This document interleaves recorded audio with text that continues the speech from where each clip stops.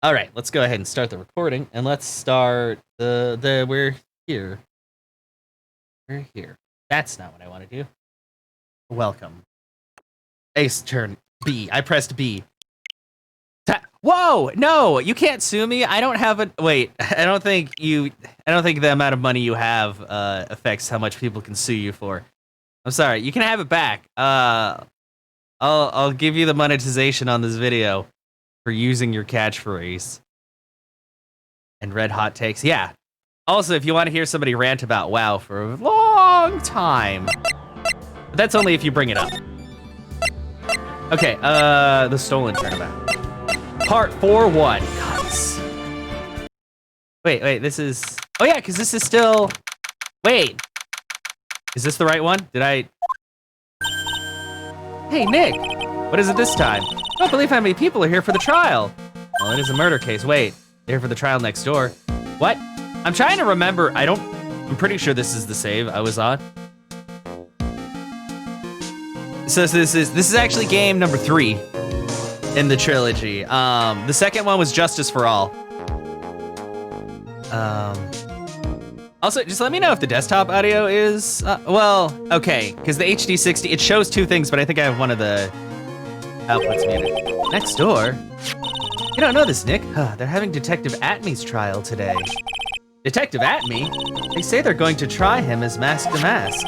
Already? That was fast. Boy, I'd love to see Mask to Mask's trial. I'm not gonna say the star anymore, because that's a pain in the butt. I already talked too much. I know. Wait, what was that? By the way, where's Pearls? Oh, she went back home. She said she can't neglect her training anymore. That's good. I know you don't like me. What? Oh, who? Are you talking about Atme? Is that Atme? Pearls has really gotten into her training lately, huh? Yeah, ever since that incident last year. Yeah, she doesn't want to be like you, Maya, a slacker. Oh, it is Ron. Please, don't ignore me. Oh, Mr. Delight, good morning. No one likes me. No one would notice me, even if I killed someone. Okay, I gotta say, I still fucking hate Ron. Like, he stopped doing the whole trailing off thing, but he's still annoying. Like, come on. Come on, don't be silly. Wait a sec. You don't mean you're the murderer? No, I'm just a poor thief. No, wait, that's not right. A thief can't really be poor. God, I hate this guy so much. Now let's see, according to Mr. Delight, from his second crime on, he was following a bunch of set plans. Plans that someone had been sending him to help him commit the heists. Yeah, exactly. He's very good at insinuating himself.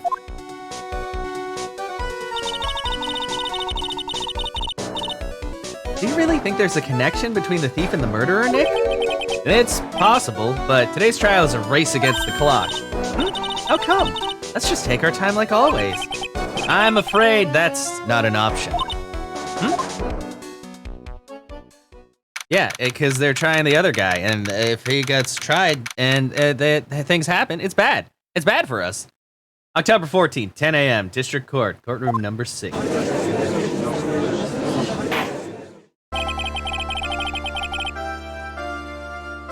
Court is now in session for the trial of Mr. Ron Delight. The defense is ready, Your Honor. You're ready? Preparation is the last refuge of the weak. Wow. Okay, settle down, everyone. Let's begin with your opening statement, Mr. Godot. He's got the judge in the palm of his hand. Yet again. Maybe you need bigger hands, Phoenix. Ron Delight is simply too young to be sent to war. That's all. I'm afraid I have no idea what that means, Mr. Godot. Then you need to get out more, Your Honor. Life is war. That is exactly why you must be more precise in your wording. Fucking shit. That's all my statement means. You understand now, right? Yes. Well, then let me briefly summarize the details of this case. The judge is taking charge like he knows what's going on for a change. Victim is Kane Bullard, CEO of KB Security. His body was found in a safe at approximately 9 a.m. on the morning of the 13th. However, the time of death was estimated as 1 a.m. of the previous day. And that's when our little lost kitten dropped the ball. What is with all of these metaphors? That little lost kitten is, of course, the defendant. Very well then, Mr. Godot. Please call your first witness.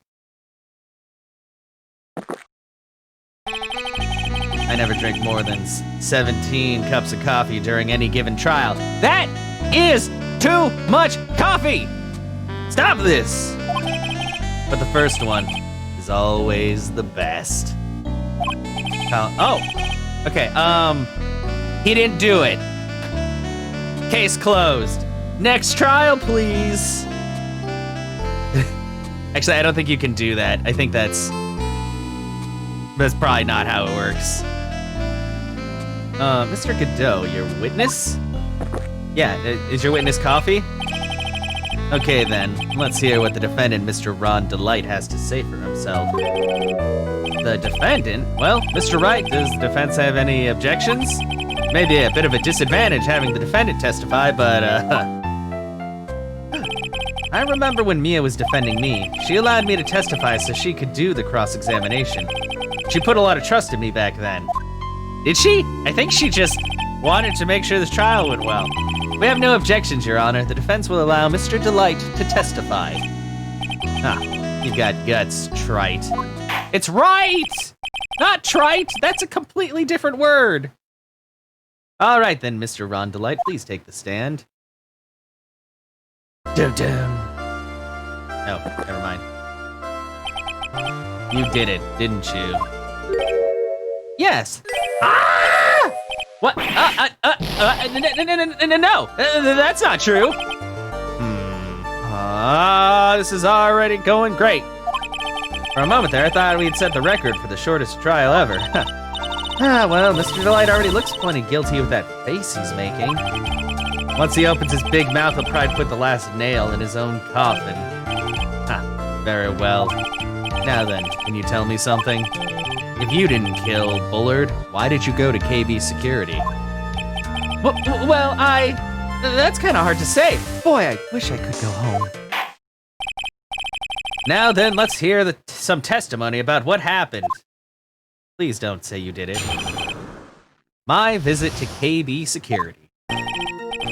That evening, around 1 a.m., I went to see Mr. Bullard in his office at KB Security. The blackmail letter I got, it ordered me to go there.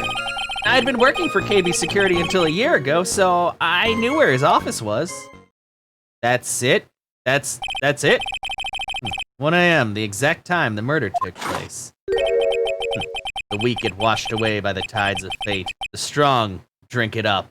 No, don't drink seawater. It'll drive you crazy. I saw that once on that show, the one where people like live in very extreme situations. Was that I Shouldn't Be Alive or something? I can't remember. It was a while back. Anyway. It's bitter today too. Just like my destiny. This guy is full of metaphors for coffee. You never know that from the way he's chugging it down. Mr. Wright, your cross-examination, if you please. My visit to KB Security.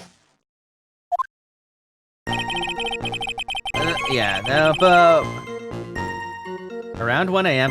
Hold it! 1 a.m., huh? You're absolutely sure about that? Yes, that's what my watch said when I was entering the CEO's office. No. Actually, I'm not really sure. My watch was slow and my internal clock was also open. 1 a.m., that's the exact time the victim, Mr. Bullard, was murdered, correct?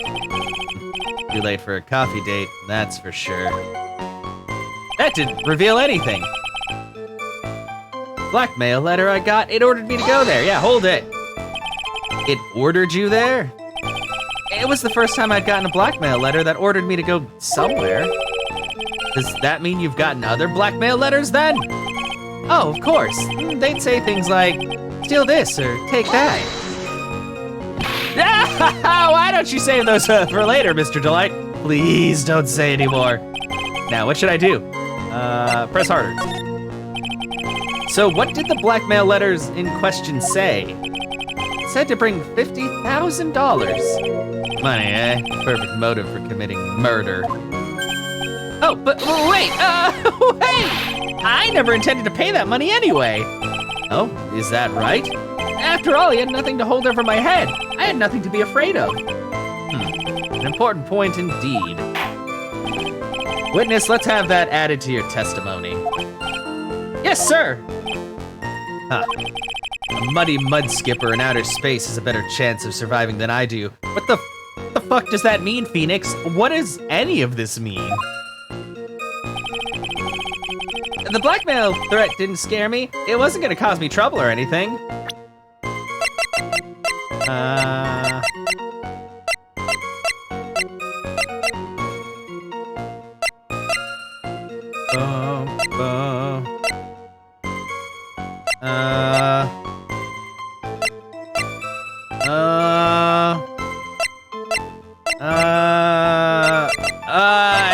I don't know. I mean, maybe his wife? I kind of want to present it, but let's wait until we press more. Let's press more on this. Just what were you being blackmailed about anyway? The blackmail letter said if you don't want your identity revealed, correct? I'm sure it was referring to the whole mask-to-mask thing. But I wasn't worried. Mr. Bullard didn't have anything on me. Didn't? Anyway, I don't care what anyone says about me. Just as long as Desi believes in me. So that's why Miss Delight didn't believe he was mask to mask. And that's why I knew they were just hollow threats. Okay, yeah, you knew where his office was. He used to be security chief for KB Security, right? Yes, that's right. Security chief? You? And yet a year ago, you were fired without notice. Revenge for an old grudge? A perfect motive for murder, wouldn't you say? This isn't good. Maybe I should change the subject? Life after being fired. What did you do after being fired from KB Security? I spent a lot of time looking for work, but then I decided I wanted to start something myself. Not good. This is going from bad to worse. So I started looking at books, TV, and movies, learning all I could about masked men. Masked men? He's talking about he wants to be a luchador, obviously. So you wanted to try drawing a comic, right? About masked men. No, that's not right. I wanted to become...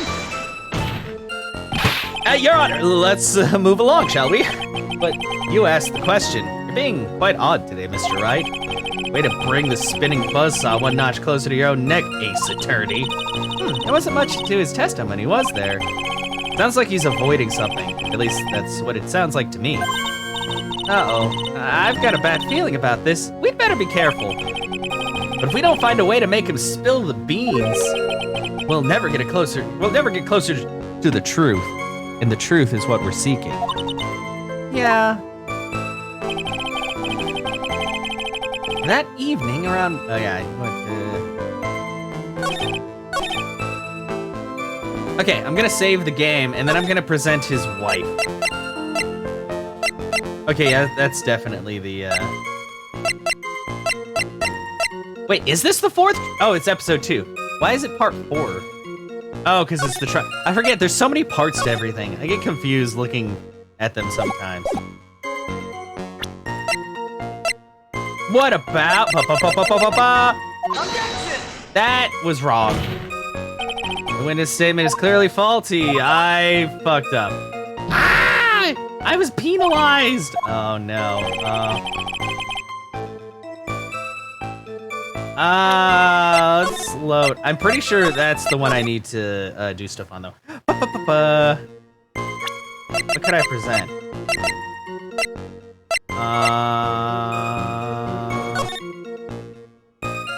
Take the red diamond you received the other day. What? What red diamond?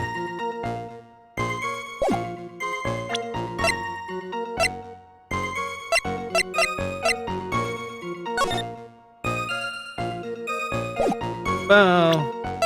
Boom, boom. What does this do?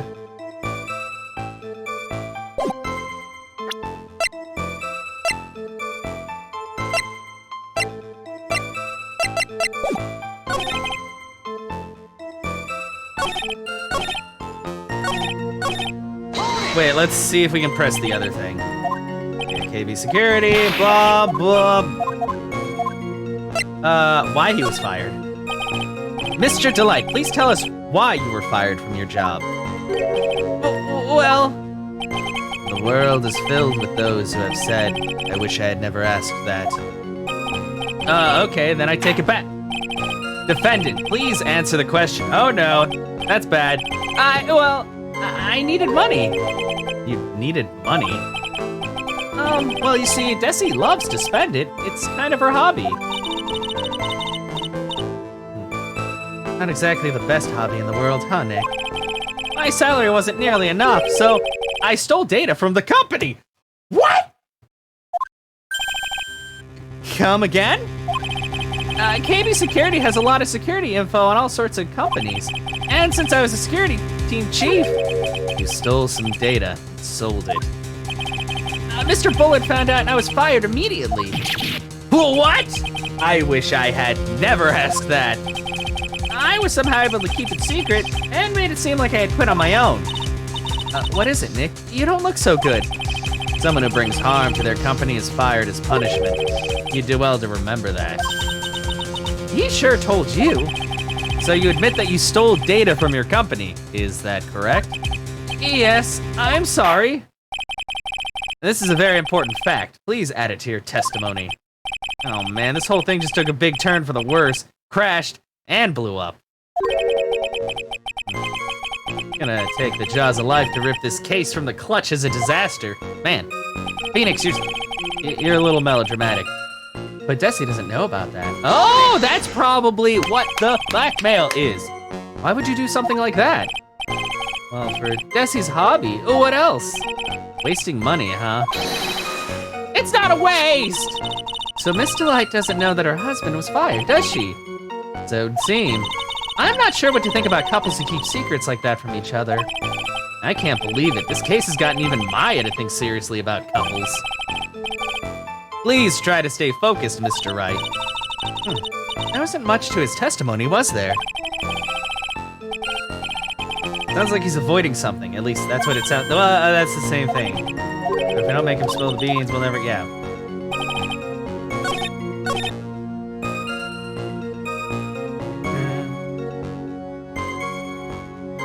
Yeah, it wasn't because you fired me for selling. Okay, time to save again. Oh gosh.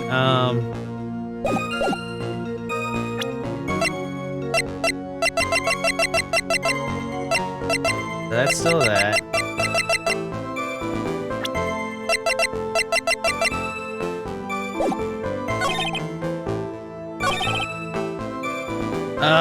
But it would because she didn't know about that. But, oh man.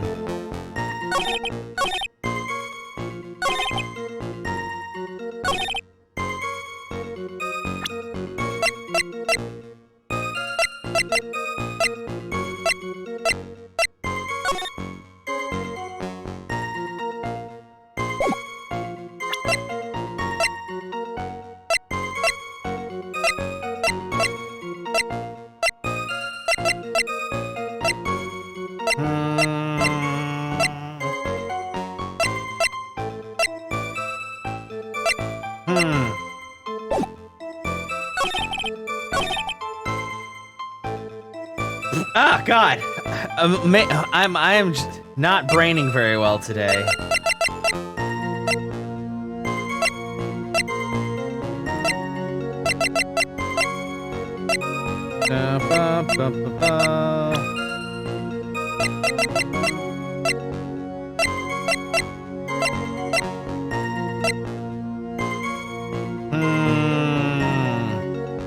I mean, that seems like the blackmail.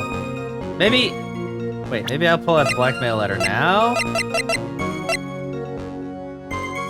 Objection! No, that's wrong. What the... What? Ah! Okay, wow. Maybe I'm thinking too hard about this. Yeah, she doesn't know. Okay. Well, 'cause when he says that they've got nothing on him, I don't know, that's... Yeah, fuck. You guys are really helping. Maybe I show her now that I know more information?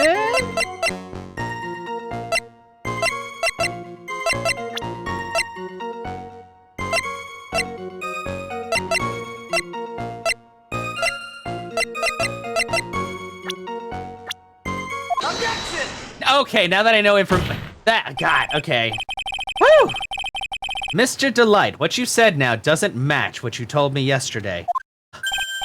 Huh? What doesn't? I think you must have been scared, very scared, of having a certain person find out your secret. A certain person? Ms. Desiree Delight, the defendant's wife. But listen to me, my Desi, she's... Looks like I just sit back and relax. The fun will end before it truly begins. It is you, Des! You're a badass motorcycle riding, money spending lady who don't take no shit from anyone. Godot. Yes, we know. It was all your wife's fault. What do you mean? Doesn't know about the... Well, we got news for you, Rod, yeah. Mr. Delight stole the company data to pay for his wife's spending habit, for which he was fired. Unable to face his own wife, someone used his dirty little secret to blackmail him. And that is how this murder came about. Oh, No, everything is falling neatly into place for him. Don't talk about my Desi like that, or you'll be sorry! Oh, that's not a good way to end a murder. Oh, well, it seems that we've learned a great deal of things here so far. What do you think, Nick? I didn't think it was possible to get so thoroughly whipped in just 20 minutes. You know, I think you'd like to think back to game number 2 with Franziska. We know just how much you can be whipped in like 10 seconds. It's a lot.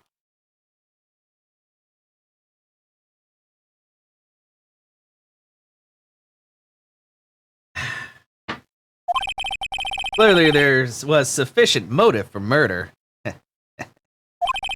He stole data for his wife, and he killed to protect his secret.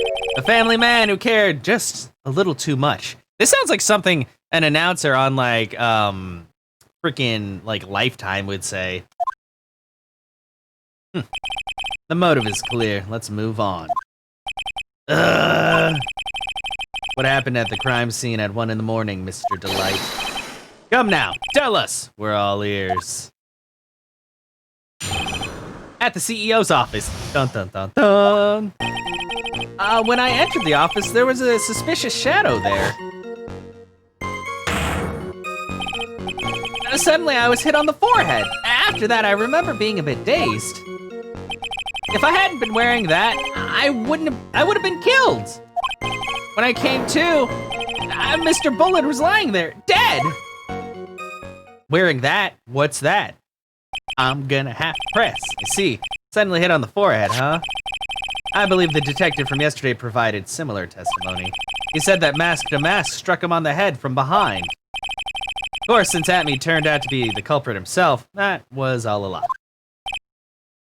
lie. No one's gonna believe a pathetic lie like that. What are you saying? I really was attacked. We'll find out if what you say is true or not during the cross-examination. Got that, Mr. Trite? Don't go easy on him just because he's your client. If I see any sign that you are, I'll treat you to another cup of my special blend. You don't need to worry about that, Mr. Godot. I have faith in Ron. I know he didn't do it. I also brought my very special hot coffee protecting mask at the CEO's office. Dun dun. There's a suspicious shadow. Bold it! Who was this suspicious shadow? If there were 1,000 of me, and even if one knew, I'd tell you. Trust me. Dodging all of our questions is not helping us with his case. Okay, then how was the victim, Mr. Bullard, at that time? What do you you mean by how was he? Was he already dead? Was he still alive? Maybe he was the one who hit you in the first place. That's a good question. What do you think, Mr. Wright? What? I'm quit. Forget it. God, I hate this guy. Yeah. That is such a wee-wee. Oops, a wiener. Wee-wee, that's too childish. Your forehead? Yeah, I was hit on the forehead as soon as I entered the room. It was an amazingly fast and powerful attack. Do you remember anything about who hit you? Well, like I said, it was a fast and powerful hit. So I was a little dazed for a while. I don't think Mr. Delight even grasped what you were asking. Yeah, I'd like to show him a fast and powerful attack myself. Violence in the courtroom is bad. Maybe that would knock some sense back into him. Maya's all about that idea. She's like, yeah, let's beat him up. That? Could you please clarify what you were referring to? Is it now? Why, my Mask to Mask costume, of course. Wait just a moment. Mask to Mask? Oh, did I forget to mention it before? Just to be on the safe side, I dressed as Mask to Mask. And then I descended upon the office of the CEO of KB Security. What?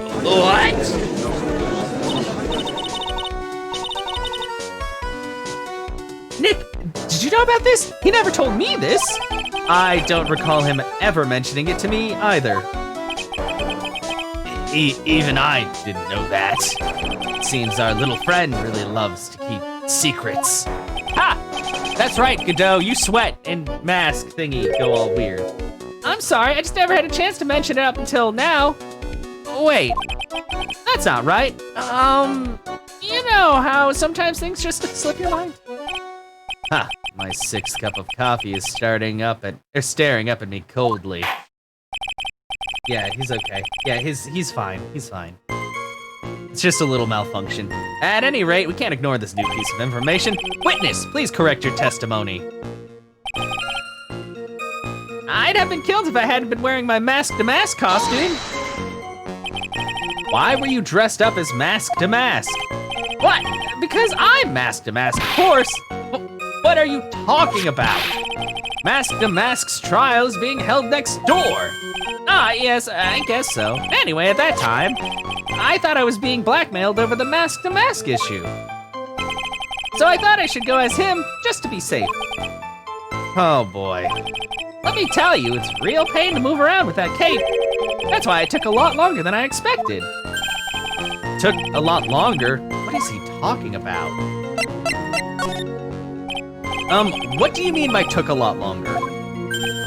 Oh, opening the safe, of course. My cape got caught on the safe door, you see. And this all happened when I was hiding Mr. Bullard's body. What was that? Back up a second. Yes? You were the one that hid the body in the safe? Well, yeah. Inconceivable! Why? Why? What reason could you have had? What were you thinking? Question. When does someone toss their dirty shorts in the washing machine? Oh. What?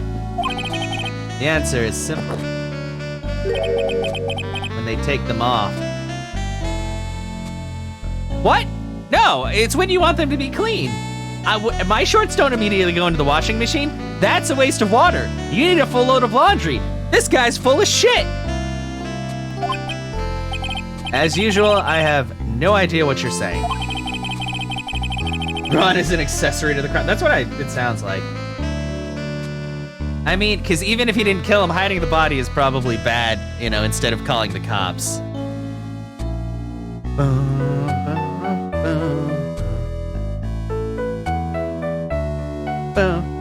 Do you mean that Mr. Delight hid the body because he's the murderer? Ah, so you're not as stupid as you look. Rude! I don't look dumb, I just look windswept all the time. His metaphor this time was really obscure. Mr. Wright, you don't mean that you knew about this whole safe business, do you? Oh, well, yes. Why am I the only one not in the loop here? Witness, make sure you add this to the testimony. Yes, sir. Uh-oh, looks like the storm front is moving over the fair weather judge. He's angry. I panicked and hid the body in the safe. It took about 10 minutes. Hold it! Or just give me, yeah, oh God, I don't know. Why did you hide the body in the safe anyway? Well, because it wouldn't fit in a drawer. That's not exactly what I meant. Also, give me just a second, guys. I feel like somebody's like knocking on my window. It might be my roommate, I don't know. I'll be right back though. Don't go anywhere.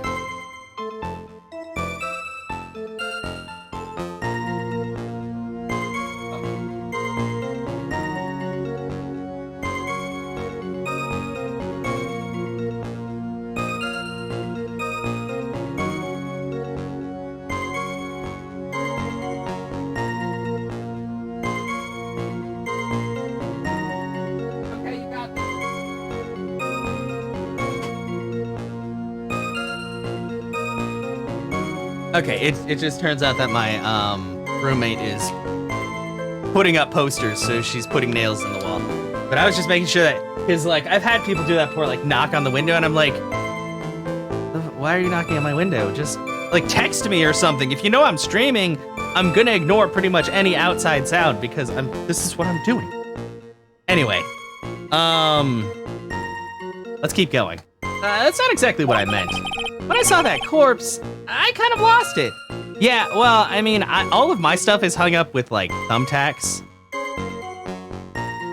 But most of my stuff is in picture frames. I mean, I don't really like using nails unless I'm actually need something, like, super heavy duty.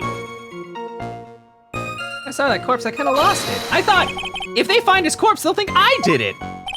Ah, I think you had a simpler reason than that. It's because you killed him. That's why you spent 10 minutes hiding the body. That certainly makes more sense. Ugh. Hold on. 10 minutes? What is it, Nick? I just had a thought. Under those circumstances, would you normally try to hide the body? And spend 10 whole minutes to do it? Under those circumstances? What circumstances? Oh! Hey, Nick! If you think his behavior was so strange, why don't you present some evidence that would show just what those circumstances were? That's it. I'll take a look at the court record and present some evidence. What evidence? Yeah, true. Regular, yeah, well, because double-sided tape is best for just posters. I mean, the one I have behind me of Tales of Bizarria, that's held up, but that one also already has holes in it because that was like an advertisement from GameStop, so, but I don't know. And I agree with you on that, though not so loudly, because then they'd hear me and probably be mad, but I call it as I see it.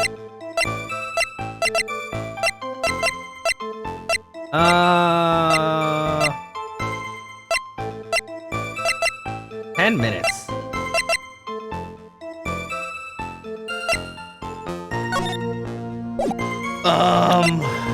Present some evidence. What evidence?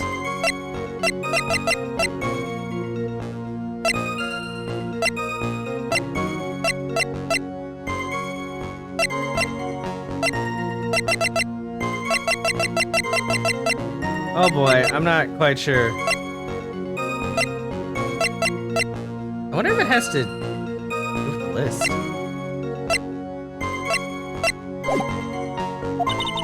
We heard this from Mr. Delight yesterday, didn't we? There's not much in this testimony either. I bet you he's still hiding something. I wouldn't be surprised. We just have to draw it out of him. I just hope he doesn't make things any more complicated. Yeah, I feel like there should be a timestamp.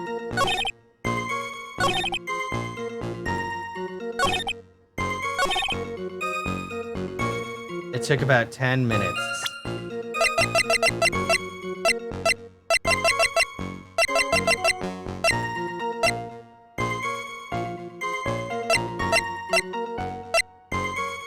Maybe the buzzer? Objection! Ha-ha!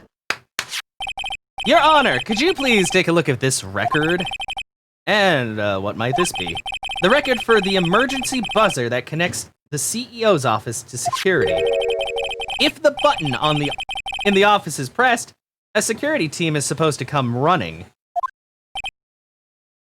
And according to this record, the buzzer was pushed once at 1:02 a.m. What? If Mr. Rondelite truly was the murderer, he would have ran as soon as the buzzer sounded. Anna, hi! How are you doing today? I'm learning things. But yes, welcome. I hope you're doing fantastic today. After all, a security guard would have been heading his way. Let's remember who we're dealing with here. He probably had no idea there were security personnel in the building. Up until 1 year ago, my client was working as a chief of security. There's no way he wouldn't have known about them. Oops. Oh, sorry, I hit the desk so hard the switch popped out of the dock for a second. Okay, I'm gonna have to calm down with the table slapping. Anyway. But as it turns out, the guard never came.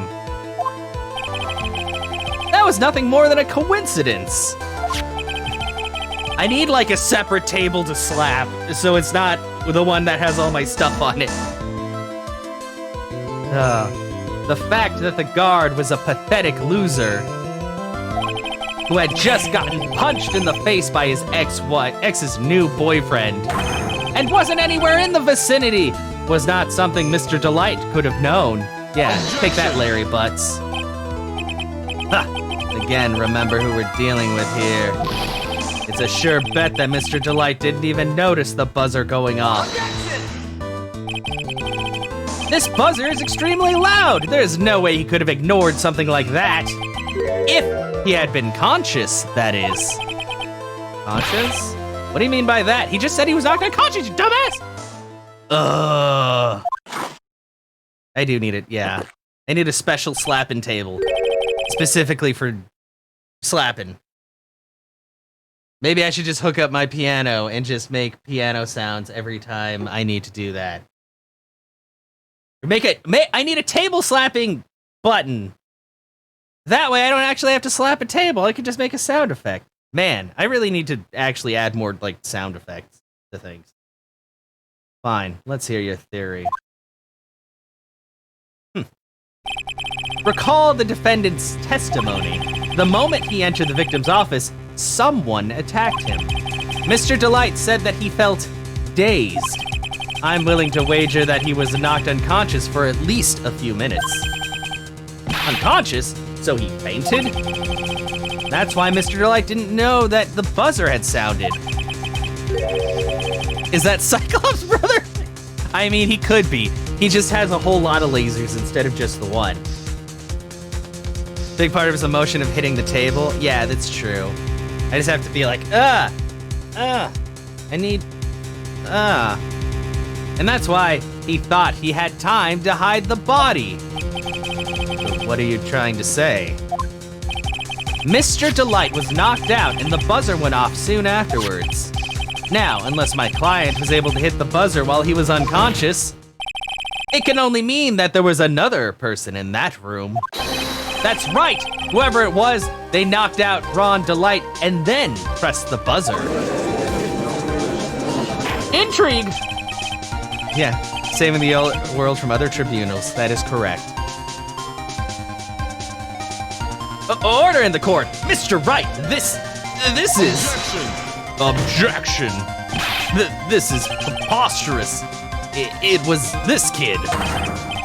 Ron Delight is the one who killed Kane Bullard. Objection! Then who pressed the buzzer? It was the victim, of course. He pressed the buzzer when the defendant attacked him.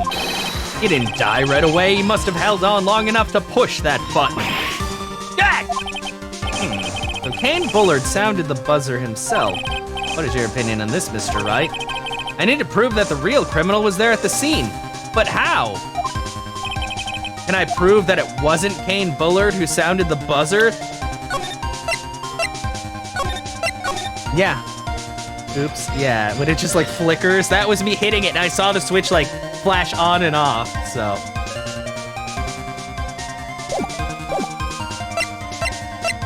I can prove it all right. The defense's opinion is this, Your Honor.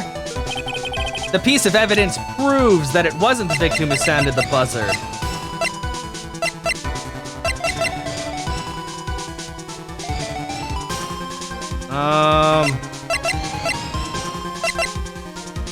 Oh, because there were no fingerprints. Take that! I believe this is the piece of incontrovertible evidence that you were looking for. God, that's a word. The emergency buzzer? Is there some kind of clue on it? Absolutely not. Hey, come on now. At least give some thought to what you say before opening your mouth. The fact that there are absolutely no clues is itself the clue. And now I'm the one who's clueless. You're always clueless, Mr. Judge. That's your quirk. This button has no fingerprints on it. If Mr. Bullard had really pressed it himself, naturally he would have left his fingerprints behind. Damn, that's a waste of coffee. But Ron Delight obviously wiped them off. Why would he? A guard could have come in at any moment. He touched the button. I know he did. The defendant, Mr. Delight, was dressed as Mask to Mask. And Mask to Mask always wears gloves. What reason could he possibly have had to wipe the button free of fingerprints? Order, order, order! It would seem. I've been forced to eat crow. What? I wonder what blend number crow-flavored coffee is. However, if the real killer was there at the scene, why would that person press the emergency buzzer? To frame him! Shouldn't they have run away without putting themselves in extra danger? To frame Ron Delight. Damn it, Phoenix, even I know the answer. What's with this awkward silence all of a sudden? It looks like you're fresh out of parlor tricks. They're on to you, Nick. Just give me a minute to collect my thoughts. The real culprit killed Mr. Bullard at around 1 a.m. And Mr. Delight just happened to waltz in there when the murder was taking place, right? The killer clobbered Mr. Delight and then sounded the buzzer. Even though security was supposed to respond right away, if the buzzer was pressed, security was supposed to respond. Time's up, Mr. Wright. Let's hear what you have to say.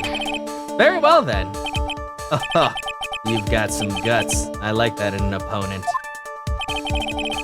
Why did the real killer sound the emergency buzzer?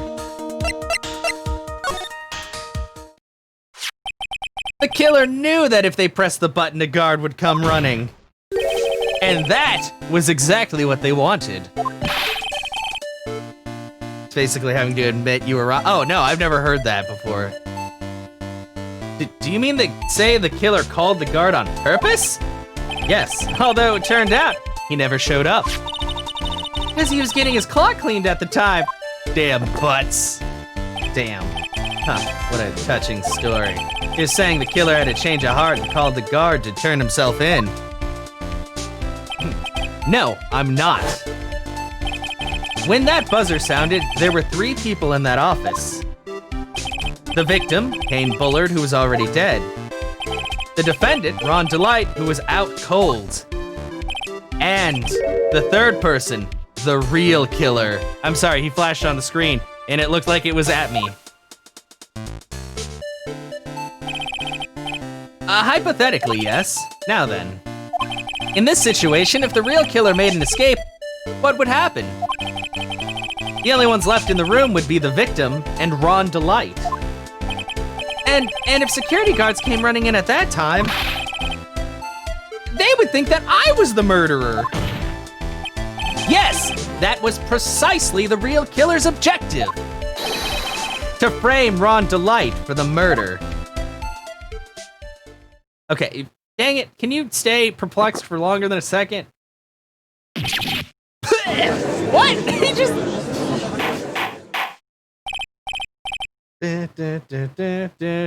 Order. Huh, it would seem.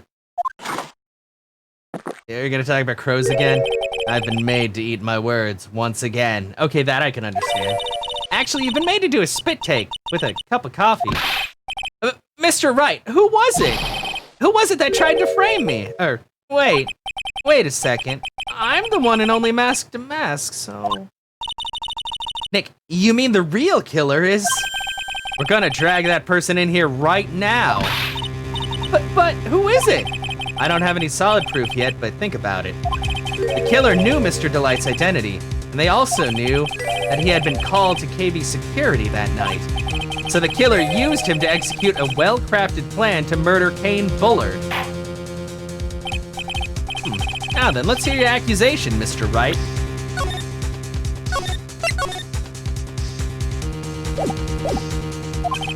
Who was it that framed Mr. Ron Delight for the murder of Kane Bullard?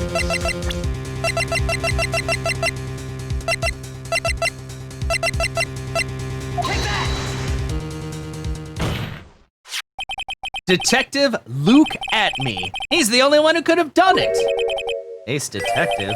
Luke Atme? You mean Mask to Mask did it? Oh, okay. Your Honor, the person being tried in the court next to us is not Mask to Mask at all. He is, in actuality, the true murderer of Kane Bullard. Woo! Order! Mr. Wright, explain yourself. Aldico, theft and murder. Which is the more serious crime? They're not even close. Murder is the more serious crime, of course. It's capital crime, subject to a capital punishment. Please remember the trial from yesterday, if you would.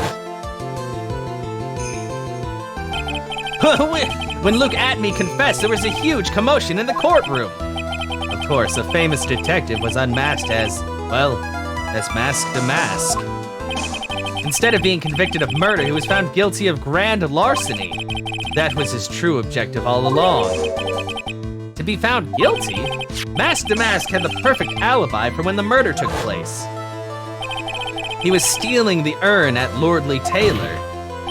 In other words, being found guilty as Mask to Mask was Luke Atme's airtight, watertight, and unassailable alibi.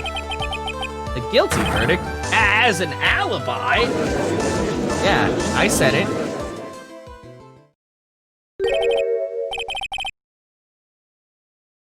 You know, it's almost time. For what? For Luke Atme's verdict. It was a pretty simple trial after all. If we're going to stop this trial and stall that one, we need to do it now.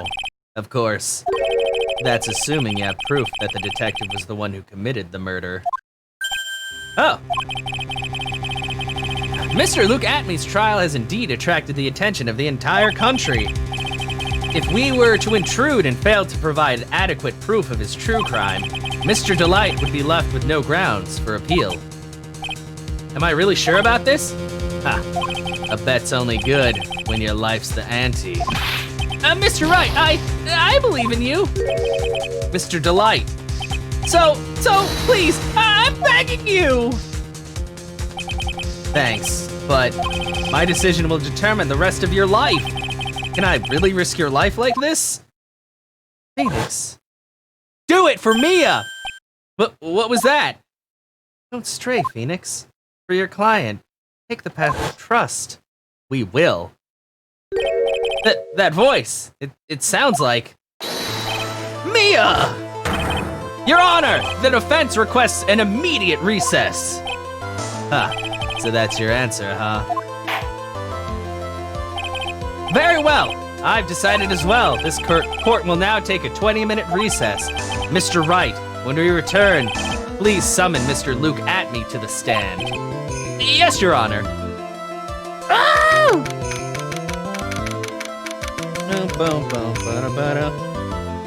October 14th, 11:58 a.m. District Court, courtroom number 5. It's fucking Does he have more hair? Is he wearing a toupee? Or, no, wait, maybe he's always had. I thought he had less hair than that. Maybe he'll lose more hair this time. Well, Sir Detective Atme? I have to say, Mr. Payne, you performed splendidly. Oh no, Sir Detective Atme, you were the one who... Who the fuck are you? You look kind of like the other judge, but more competent. And a little younger. That's enough. This court sees no reason to further prolong this trial. This court finds the defendant, Luke Atme. Objection! Hold it! Hold it! Wait! Don't hand down your verdict yet, please. Well, well, Sir Lawyer, welcome to my courtroom. Whoa! That is kind of terrifying. Who is this hoser, eh? Is he Canadian? What? My name is Phoenix Wright, attorney at law, and I wish to file an accusation against this man, Luke Atme. Accusation? You accuse Mask to Mask. That man is not Mask to Mask. Cocaine? Yeah. Well, you know, a little column A, a little column B. It's all about self-care. Kids. Actually, don't do drugs. He's just a ruthless murderer. What? What's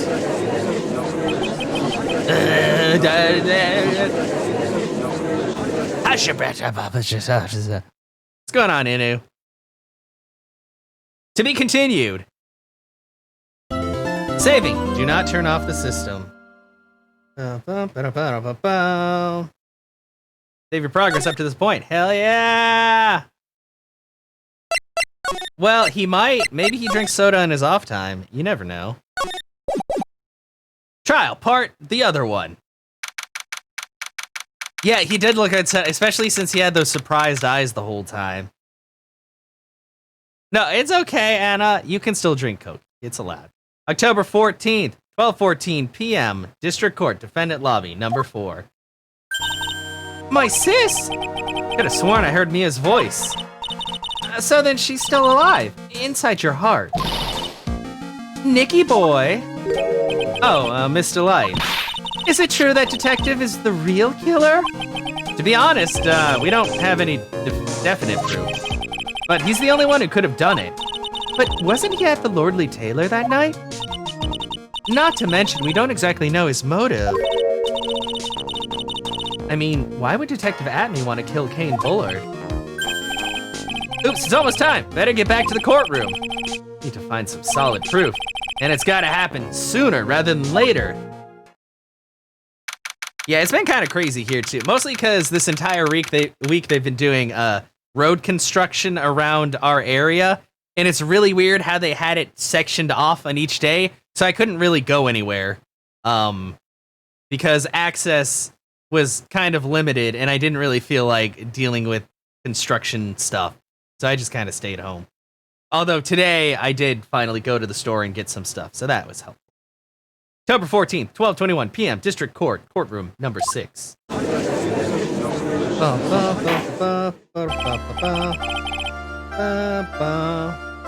Now then, this court is back in session.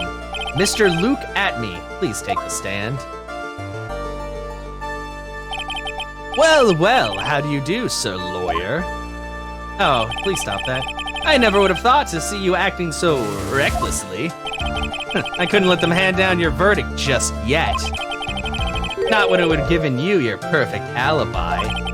An alibi by the name of Mask to Mask. We actually don't have a Trader Joe's here because I live in a place where it doesn't exist. I think there might be one in Austin, I'm not sure. I just shop at like H-E-B. I'm sorry, I'm afraid that even the great Luke Atme has no idea what you mean. Of course, I have been in the next courtroom over since 10 o'clock this morning. I'm afraid there's no way I could know what's been going on in here. We only have a heat index of 105, so I'll trade you off, Des, so you get that extra 10 degrees. Are you at least gonna go somewhere with shade? Well, I know shade doesn't help you with the humidity, but you're gonna do just fine. There's no way I could know what's been going on in here. There's shade, but it's hot. It's okay, it's only gonna be for a little while.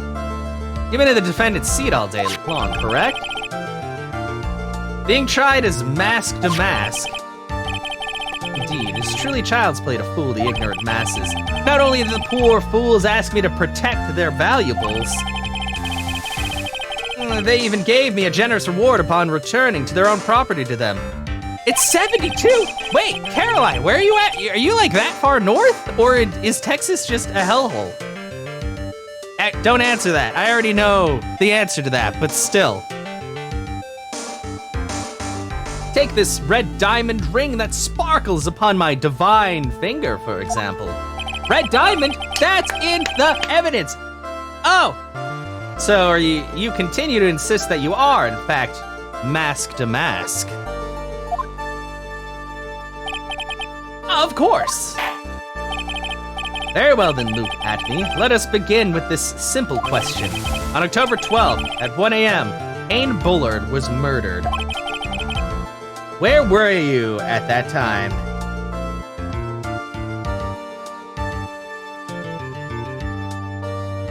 Bum, bum. Wait. No, I don't. No. Okay, New York. I was about to say.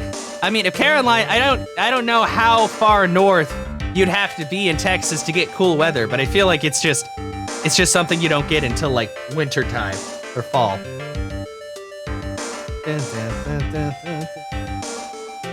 Yeah. That sounds kind of dangerous. Oh, it's okay. She'll be fine. Sometimes we suffer for our craft. Maybe you just need like, well, I guess I would say you could get like a battery operated fan or something, but I guess you also want to make sure you don't have wind getting in the way of the shots at times. It'll be okay. You can do this. Just think. Oh, and Des, don't forget to do a video as well, so you can just knock those both out and not have to worry about it. You used to live in Austin? See, I like Austin. I wouldn't want to live like in Austin proper though, just because traffic is crazy, but I'd probably be okay living in the outskirts. You want to go there in a cab and drink Starbucks?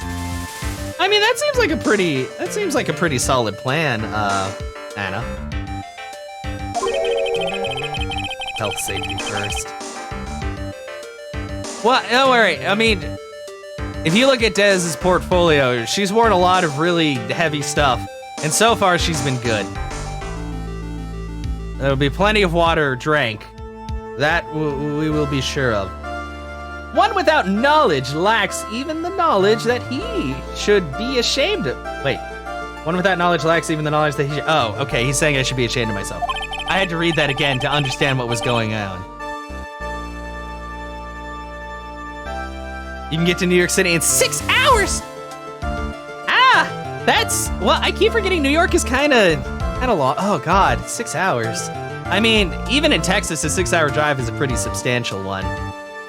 But don't worry, I will not hold it against you, Sir Judge. Oh, he was insulting the judge. Thanks. Bum, bum, bum, bum, bum, bum. All right, Mr. Atme, the night of the murder. Speak. We're all ears. We are. As you wish, sir prosecutor. The alibi. I was stealing the urn as mask to mask, just as I announced I would. I had more than enough time to prepare. It was a pathetically easy job. A photograph contains no words, but in this case, one turned out to be my witness. The time at which the camera captured mask to mask was the same time as the murder. Seems the main point of discussion will be this photo of the crime scene. Everything else up until now was all part of his plan. There has to be a secret to this picture as well. Even the great mask to mask cannot be in two places at once. Now, if you'll excuse me, I have a verdict to receive. Whoa, Anna, Jesus, Anna. No, like, People say really stupid things, but no, I mean, it'd be fine. Unfortunately, Mr. Atme, we still have to do your cross-examination. A fool is too foolish to know that he is a fool. That sounds familiar, but I like Francisca way more than I like your stupid Pinocchio ass. I think he's trying to say that you're full of it, Nick. I don't think it's true. That's like saying that you'd get shot if you wore something like with the Dallas Cowboys on it here. Which is funny, because a lot of people who like the Dallas Cowboys aren't from Texas. And I mean, I don't really give a crap about football either way, but I don't know. I don't quite understand the cult following. Kick his alibi, yes. Maybe in a bar. Well, drunk people are very dumb. I can attest to that. Being a drunk person myself before. The alibi. Yeah, okay. Boom, hold it. So this photograph is the proof, correct? Indeed it is. And the man in the photo is certainly wearing a mask. That is why I'm called Mask to Mask. But conveniently, that also means there is no way to tell who this really is. What do you mean? Objection!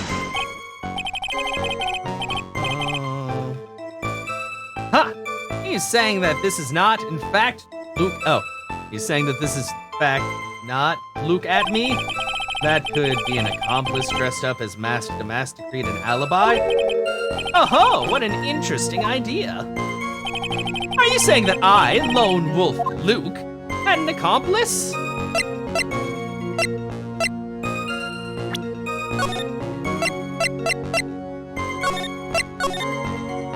I'm gonna say yes, because there's no other way. I think giving up would be bad. If Luke Atme was at Katie Security during the murder, then the Mask to Mask in this picture has to be a fake. Exactly, you had an accomplice.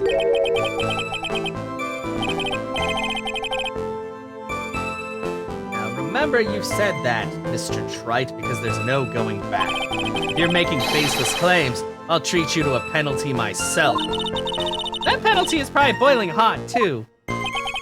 So who is it, Mr. Trite? Who was the accomplice?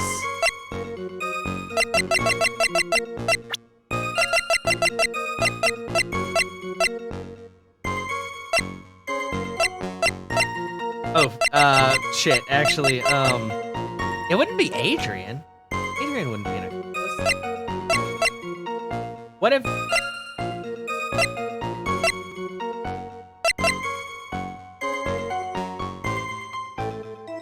Yeah, I'm really bad at following any kind of sports. Like, I don't crap on people who do like sports a lot. I'm not like the biggest fan.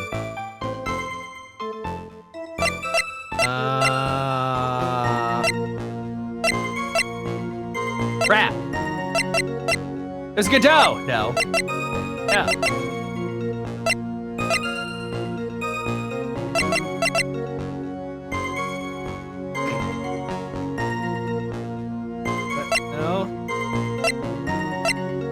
I don't think it would have been Adrian. Have you watched baseball since you were like 12? Oh, dang. See, I've been to a couple of football games, and I don't really care to watch them on TV, but when you're actually there, it's definitely a nicer experience. Hair dye on budget.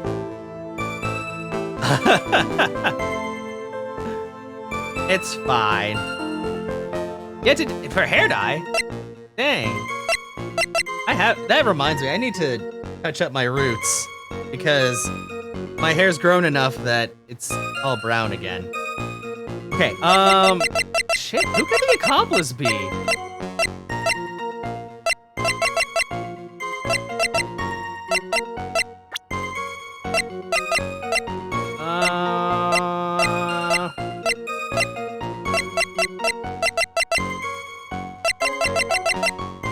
He's here because Sport will raise the 1K he wants to. Oh, okay. Nice.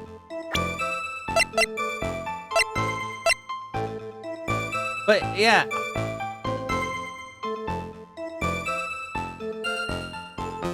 feel like this is gonna go. I can't think of anybody else. It was this person. Ah, that's quite the prank you're trying to pull. Do you have any evidence that this person is in fact the accomplice? Well, the aura that this person has around them is. I think I fucked up. You're going to judge someone by their aura. You'd be right up there as the #1 suspect, Mr. Right. That was bad. Fuck. Jump for gun on that one. Okay, that's good.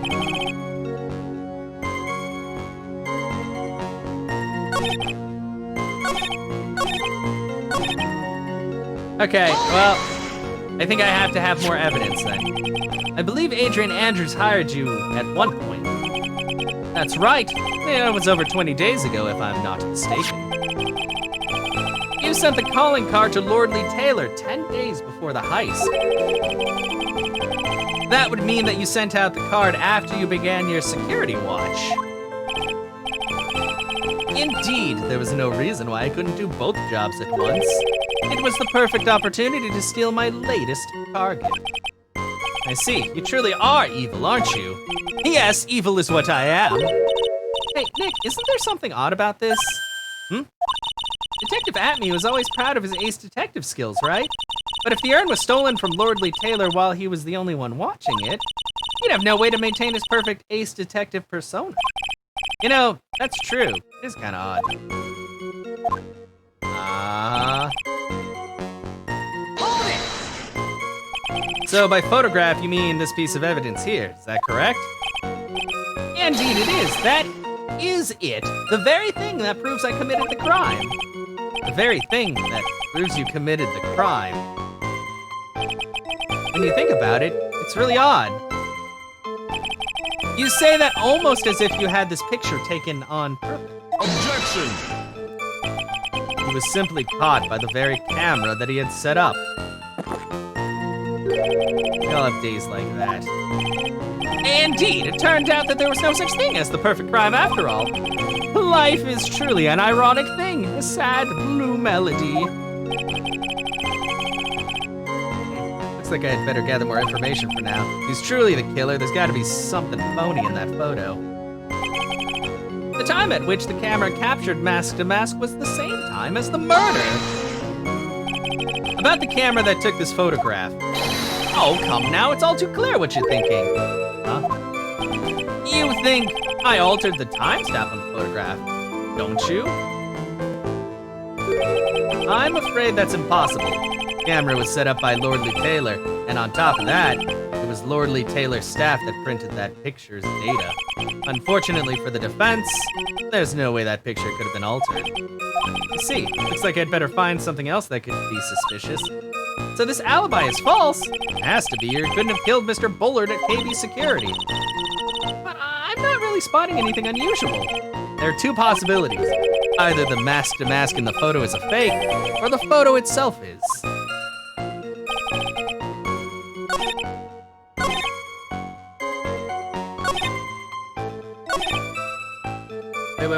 Wait.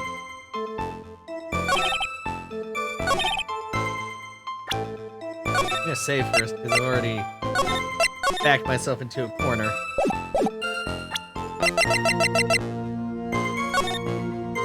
Actually, the problem is, that has literally no paint on it. Objection!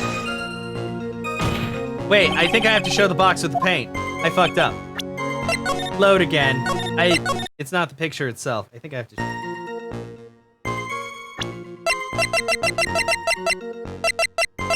God, I should have just gone back. There's so much evidence. Hey, what's going on, Thunderstorm?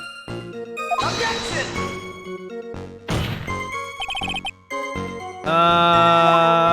That's wrong too.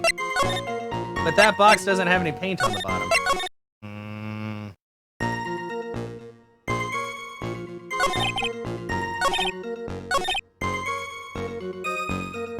Yeah, that's cool. Wait, but the murder was at 1:02 a.m.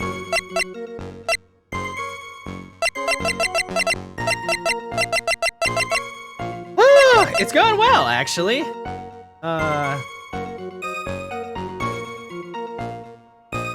Objection! Never mind. That's wrong too. Frickety crack.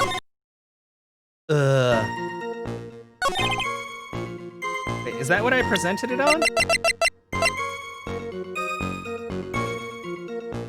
Objection! No, I think I already did that.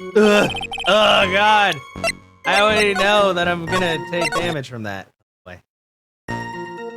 Right now I'm... How much the camera capture... Yeah, it's the same as... Was it really though?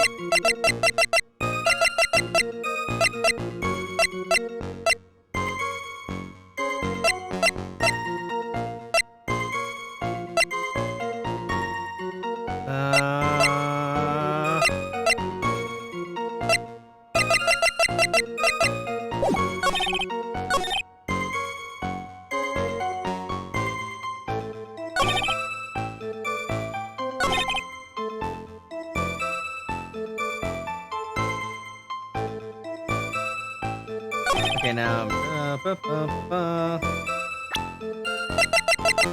did it really turn out to be a witness? I'm trying to object.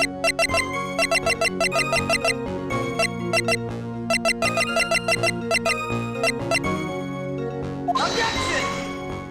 Not right. Ah, God! Damn it! Ugh. What's going on, Shiro? I'm... Fuck. Yeah, capture mass at the same time as the murder. Yeah, it is false! There are two possibilities. Either the... Yeah. Well, the...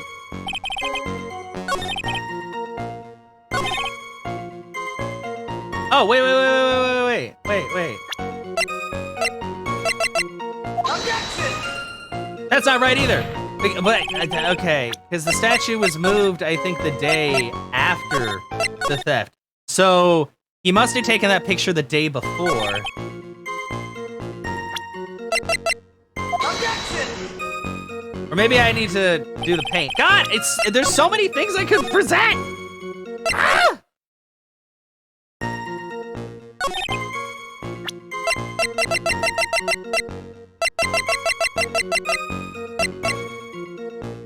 Objection! What the fuck? Seriously? God damn! Ah! Yeah, he had more than enough. Well, because he said it was like 20 days ago.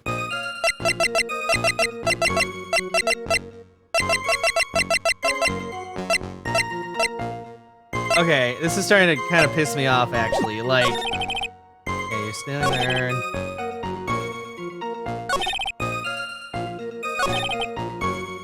Yeah, the time was the same, but there's no date on this picture.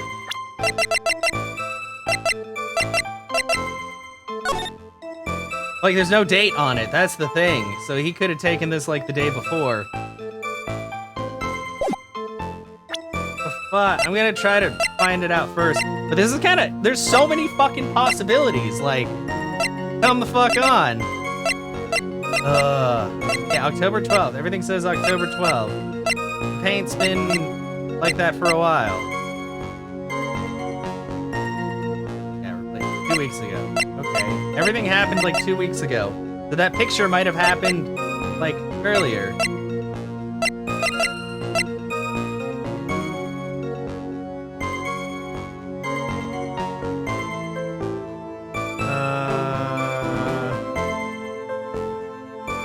Said they printed that out.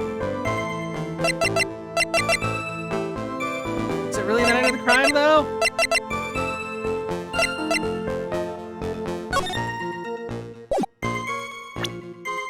Oh, okay. What the fuck? Ah, I don't fucking care! Just start at the beginning! God damn, you guys say the same fucking thing every time! Yeah, you had more than enough.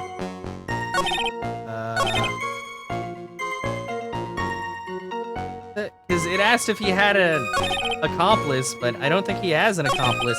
I think he just took the picture earlier.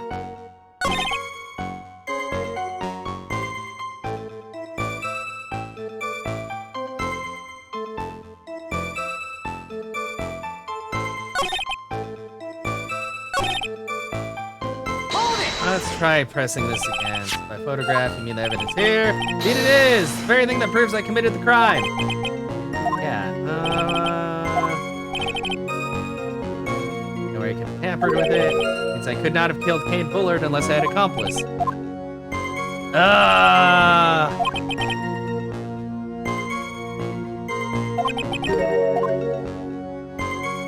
Wait, okay, so I just had to do that again? What the fuck? Game? I fucking hate when it does that shit. Where it's like you press something and then the option doesn't show up until you like exhaust every other fucking option. Like that's kind of bullshit. Implying this picture is a fake? You bet I am. There's definitely something strange about this picture. I took a look around the basement warehouse that night before the theft took place. And there's something in this photo that doesn't match my memory of that night. Very well, then let's hear what you have to say. What about this photograph do you find funny?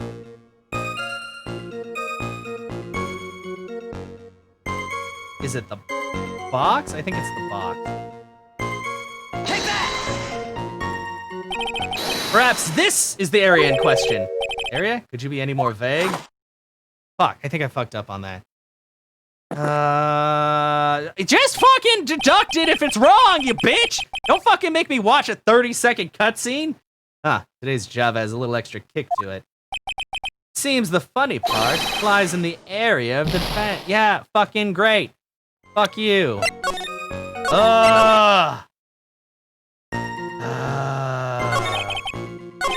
Hold it!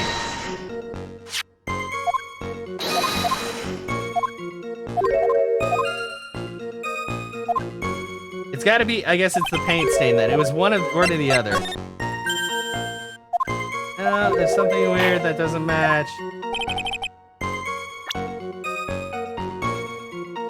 Take that!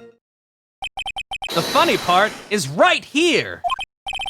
Why, this is a blood stain. Blood! Now this case is getting interesting. Not exactly. This stain is actually pink paint. Oh, just paint. And peach colored at that, yeah. From blood to peaches, the judge sure loves going on his wild tangents. Kiddo's probably put a lot of things in his... Yeah, it's fucking annoying though, Shiro, when, like, you've already pressed something and then you have to press it again, or you have evidence to present, but that evidence isn't, like, valid until you talk a bit more, and sometimes the things that show up don't even really have to do with the evidence, but you still gotta exhaust everything first. Like, that part gets to me, when I already feel like I know the answer, but that answer is wrong until it's right at the right time. Like, that's the only gripe I have about these games. Other than that, I've been enjoying the fuck out of them. But the problem with this photograph is not the paint. The problem is when you consider the layout of the basement warehouse, it turns out that something that should be there is nowhere to be seen. Well, Mr. Wright, what is supposed to be in this picture instead of the paint stains? That fucking statue, you bitch! Pay attention! The supervisor of the treasure exhibit stated the following. Well, there's a good reason for that. On the day of the crime, around noon, that golden statue just happened to arrive from the mountain training hall. I realized that the statue would be the perfect size for covering up the paint stains. That's why I put it where you first saw it. I myself was there the night that the theft took place and saw the statue in that spot. Yeah, no, he is like the worst. If this picture was truly taken on that night, then that statue should have been there. But when I was there the day after the theft, that statue of the old bag was sitting in the corner. It's not an old bag. Leave her alone. Perhaps it was somehow pushed there accidentally. Your Honor, this statue is slightly larger than yourself and quite heavy. It would take more than an accidental push to move it that distance. In that case, can you prove it? Can you give us the rhyme and reason as to why that statue was moved that night? Can you do it, Nick? Never mind who moved it. The real question is, why did they move it? Well, Mr. Wright, I hope you're prepared with your answer. Now then, who was the one that moved the golden statue on the night of the crime? I mean, Amy is old, but it's not nice to call your ancestors old bags.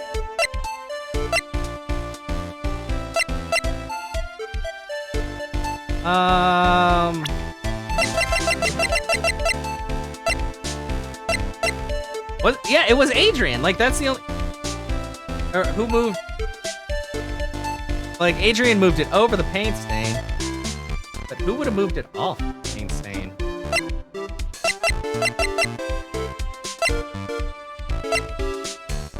Shit. I'm like... I, like, lost my train of thought. Like, it has to be her, right? Because she was the one... I know she moved it over, but... I don't know if she would have moved it again on the night of the crime. Did she say that she moved it? Fuck. Wait, let me look at the description for the statue. Carried into the basement warehouse the day of the crime. Moved again that night. Okay, yeah. I mean, she's head of security, so she's the only other one that would have moved it. Fuck, but I don't want to like lose any more health, and I can't save right now. It wasn't Ron though. I mean, he's the only one that would have moved it, but if he moved it, wouldn't the camera have caught him too? Ugh. Oh God. I don't like it. On the night of the crime.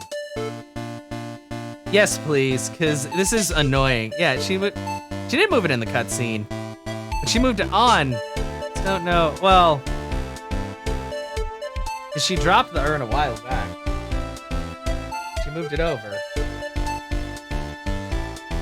But literally, they're like the only two that could have moved it. Because Gumshoe would, if he moved it, it would have been after the crime. Can you replay it again? The cutscene? Unfortunately, I don't think so. Huh.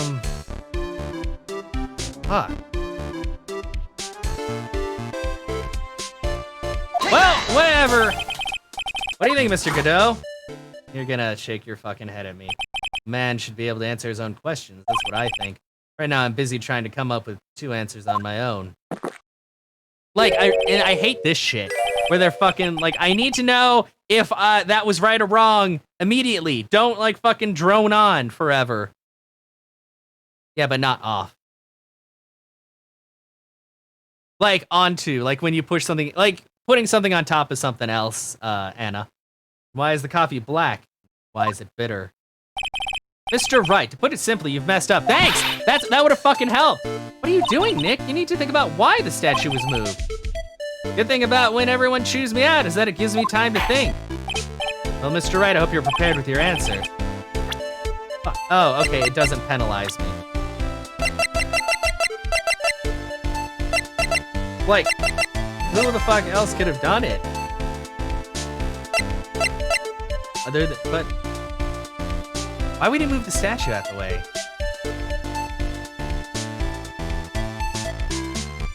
Give like a better picture of himself? Wait a second, let me...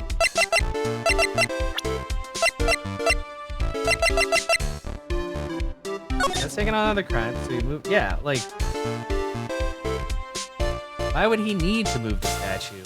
I mean, other than he did bend the sword.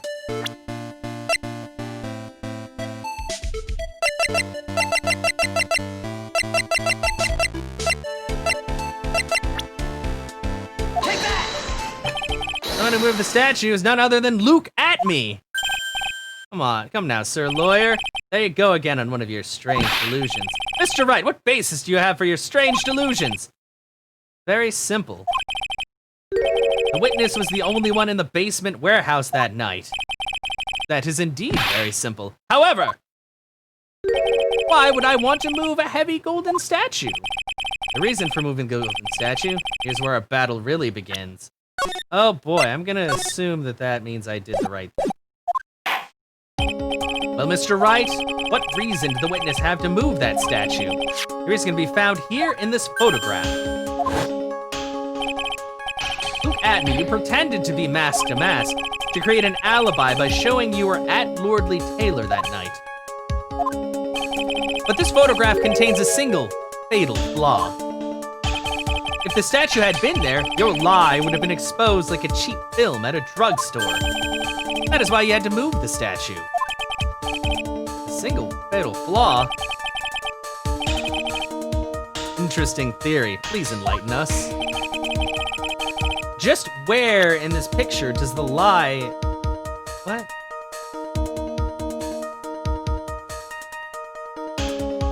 What? God, that's a lot of fucking health, too. Is it the box? Because it's gotta be a different box if it's not the paint box. Take that! There's no way it could be the box with the urn. The lie is mask to mask. Are you saying that this mask to mask is a fake? You know, I really wish you would start acting more responsibly. Huh? The current question is, why was the golden statue moved? What possible connection could there be with mask to mask identity? Oh, buggers. Face says, oh, buggers written all over it. That's a penalty. What the fuck? Tell me, like, more than, God, fuck this game sometimes. Just fucking give me a break. Reason can be found in the photograph. Like,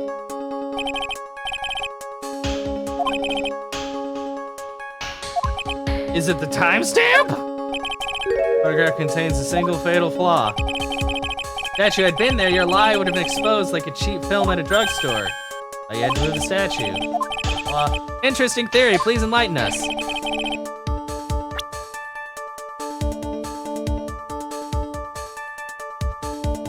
What's that?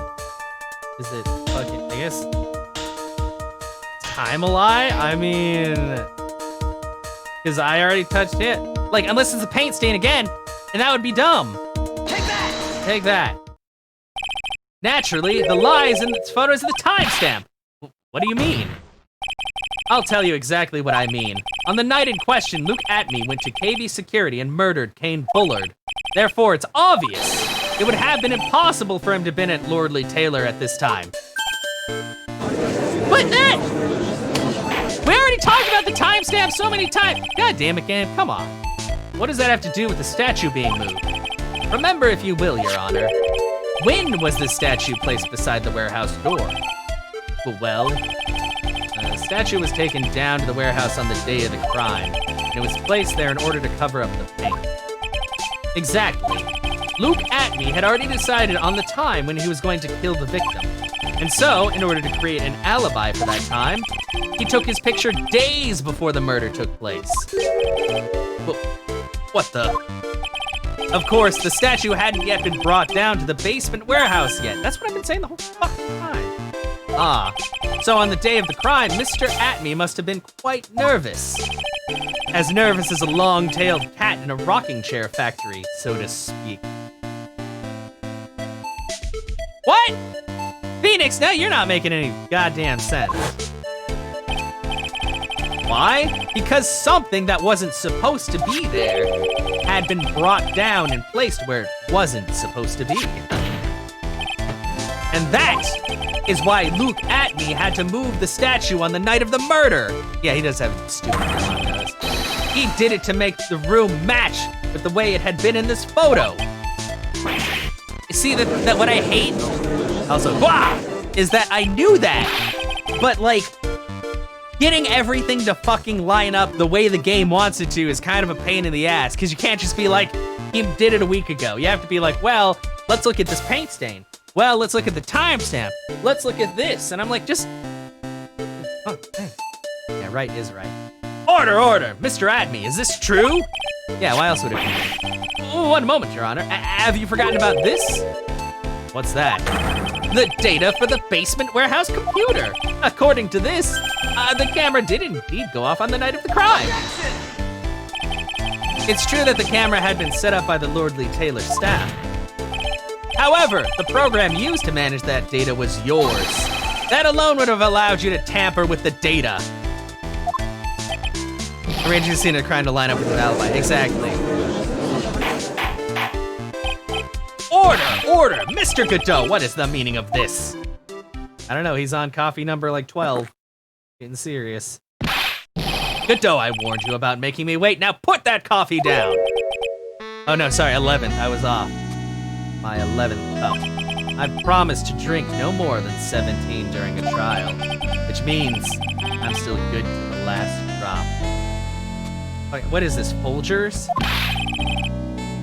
However, the defense has a very good point. A good point? So what? We are all the travelers on a road of infinite points.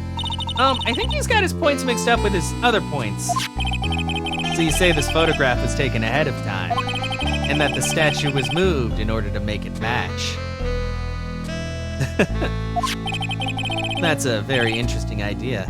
However, there's one point that can't be denied. Oh, which is that it's only a possibility. Men that are trapped by the chains of maybe can never reach their dreams. That's very true. No way, don't fall for that, Your Honor. Fuck that guy. Hey, Mr. Damask. Yes? If there's no funny business in your actions as Mask Damask, there should be no problem with you telling us your strategy. So let's hear it. Yes, please provide this court with your testimony. Yeah, I don't know. Godot's on the side of coffee. That's the only thing he knows. About your plan to steal the sacred urn.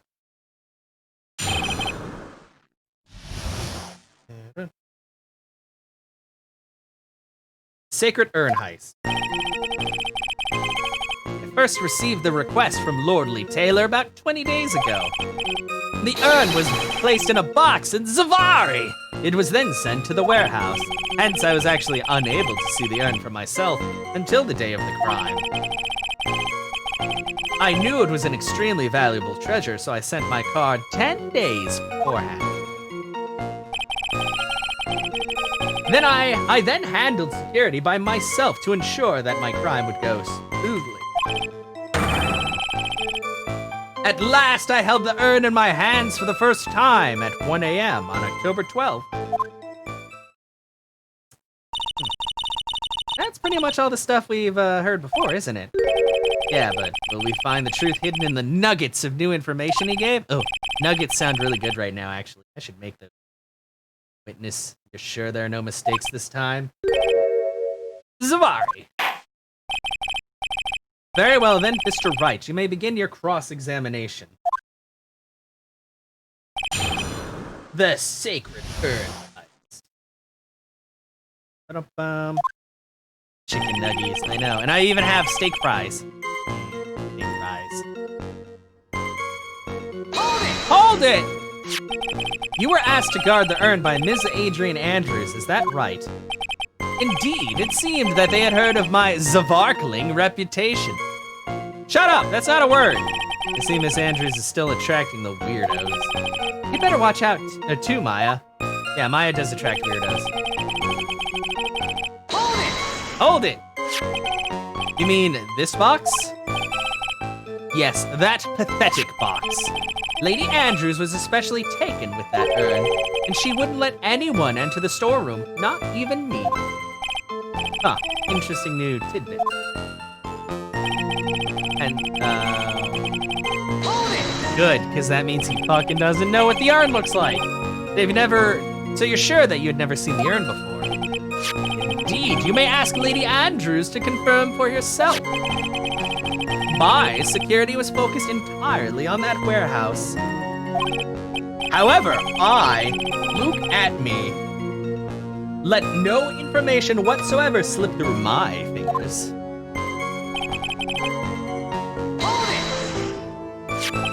You mean this calling card?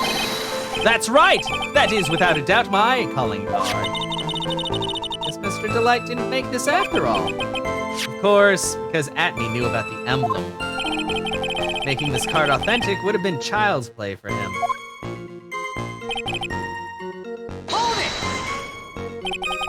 Then no one entered the basement warehouse? Unfortunately, there were many different treasures being taken there. Thus, for a period of approximately 5 days, people were indeed going in and out of the warehouse.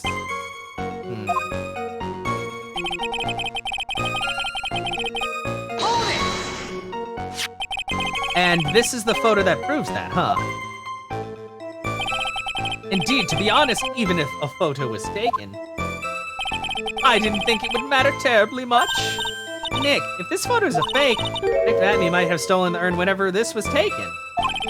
That's true. You know, he's been saying that he never saw the urn until last night.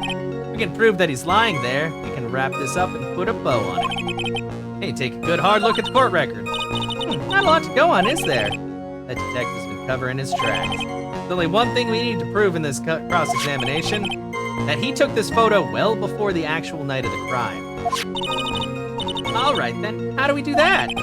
One thing that Atme stated very clearly, that he had never seen the urn before he stole it. We need to prove that he's lying.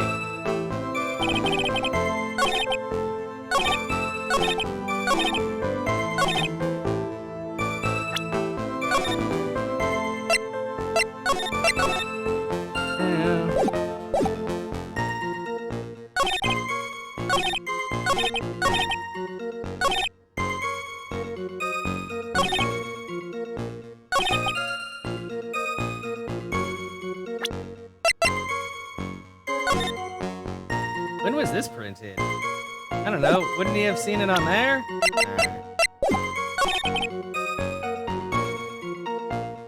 How do you know it's extremely valuable? Wasn't it valued at, like, not very much?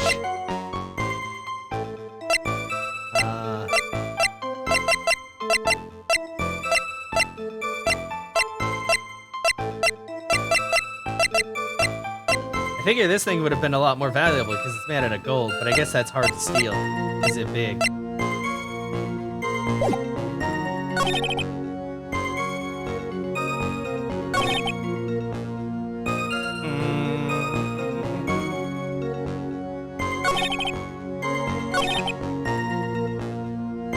I feel like I need to present the box that's covered in paint because it's not covered in paint in the photo, but I could also be wrong. Because if he hadn't seen it at all, then he probably just grabbed a random box, to be honest. Because the box is covered in paint. I mean, I presented the box. Objection! That's not good. That's wrong. Fuck.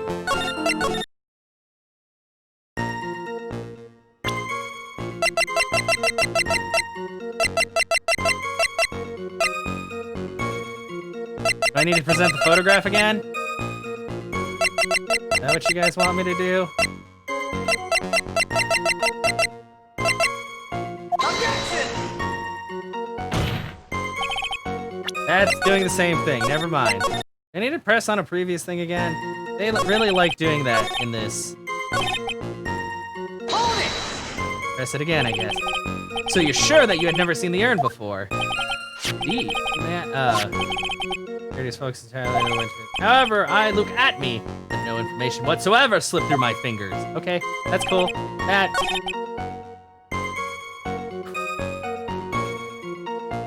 Okay. Wait, that. You've never seen the urn.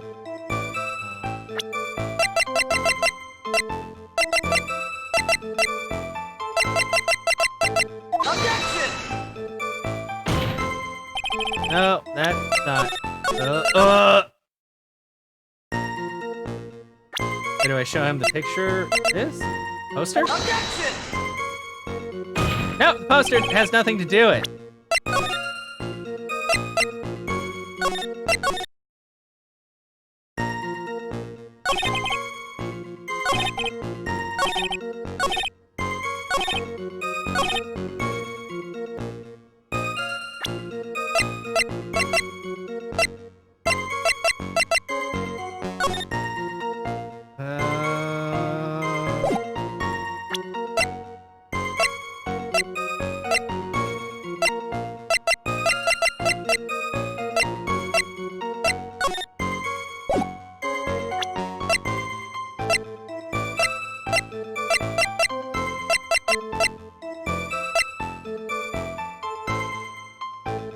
think I already... Did I already show the box? I already showed the box. That doesn't... That does nothing. Ah!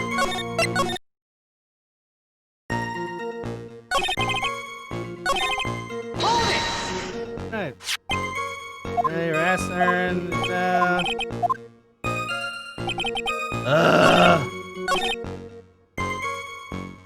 How'd you know it was in a box if you never saw it? In this box? Yes, that pathetic box. Unless that's...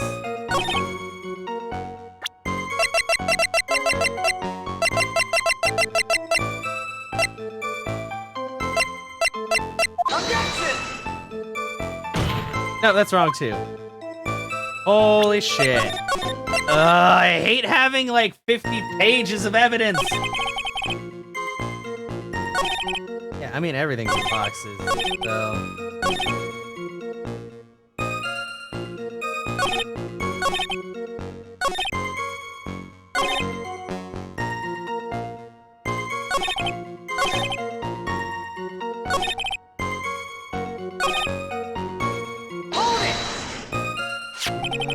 This is the photo that proves that. No thanks, I'll figure it out. See, to be honest, even a photo was taken.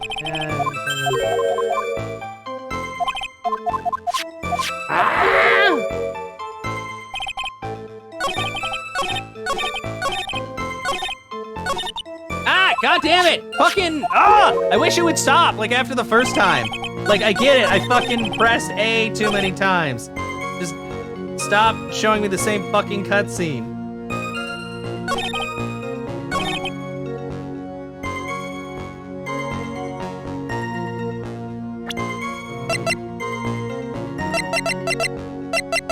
I already did that.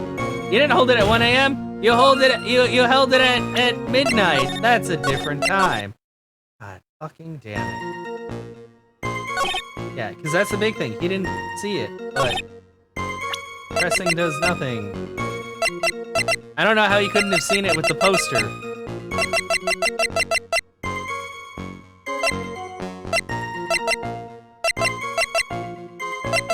That could have been any box.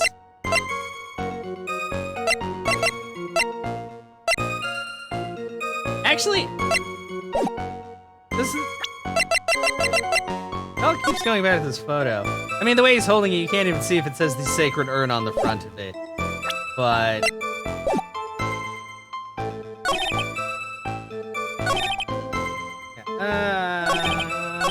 Because, well, she might have put it in a new box after she fixed it. Then again.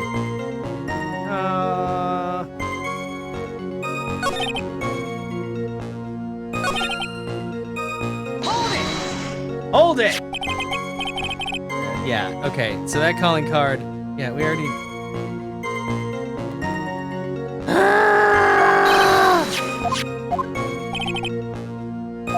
Yeah, making it authentic would have been...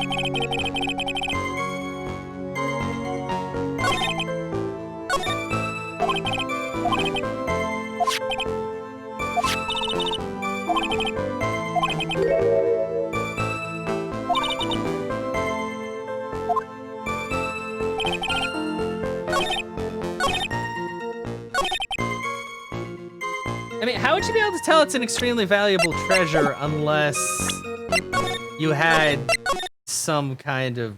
Did I just load? I think I was trying to save, but I was... Why don't I...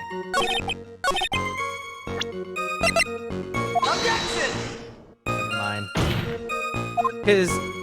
Because she said something about it being, like, worthless.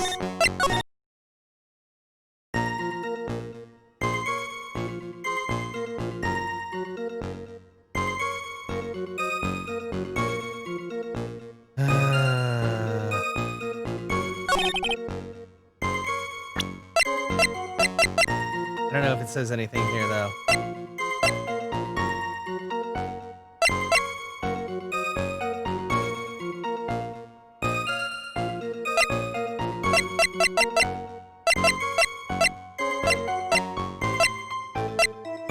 feel like I'm just going in fucking circles, which is really annoying.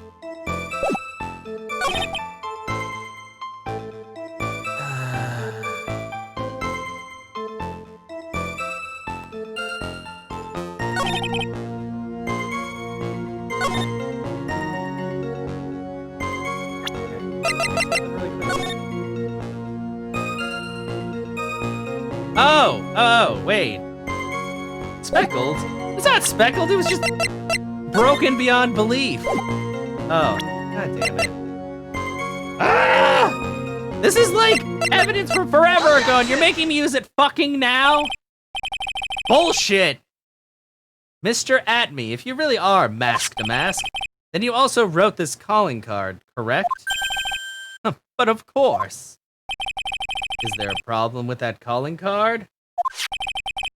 Allow me to read a passage from the calling card that Mask to Mask had written. No, fuck this. Seriously, like something that I've never used before, never thought I'd fucking have to use, and that's what they want from me? They don't want any of the other stuff that has to actually, like they don't want the physical urn or anything. It's a calling card. Like, god damn it. Fucking, if I wanted to study, I'd go back to fucking school, Ace Attorney. Take good care of the speckled urn. Now, the speckled here surely refers to this pink pattern on the sacred urn. Yes, that is true, but so what? Truth be told, there's no way that Mask to Mask could have known about this pattern. What do you mean? This pink spotted pattern on the urn is actually nothing more than paint stains. Stains? And these stains did not appear until after the urn had been taken to Lordly Taylor. Yeah, but they give me like 4 fucking pages, V. It's really annoying when I get all of this new evidence that literally has nothing to do with shit. Got me like fucking reaching here. I'm not finding this joke to be very funny, Mr. Trite. The day that the sacred urn was taken to the warehouse, the urn was broken due to human error, or should I say an error-prone human. And that's when the pink paint got on the urn. You can't be serious. And yet this calling card clearly mentions the paint pattern, which means Detective Atme had seen this urn long before the crime ever took place. In fact, he saw it when this fake photo was taken. And because this photo is fake, your alibi for the night of the murder no longer holds water. That's a noise, I guess. Yeah, like the screw. Yeah, oh god, screwdriver. Yes. Witness, do you have anything to say for yourself? All right, that did it. It's broken. Nick, I think it's still a little early for a victory pose. Huh? What is this, 13? 14? It's so sad. No one has any conviction these days. Conviction, you say? Yesterday we all decided unanimously that this man was Mask to Mask. And now we're calling him a murderer? You don't think we're being a tad fickle? That's a good point. Shut up, Judge! No way, don't fall for that too, Your Honor. Dumbass.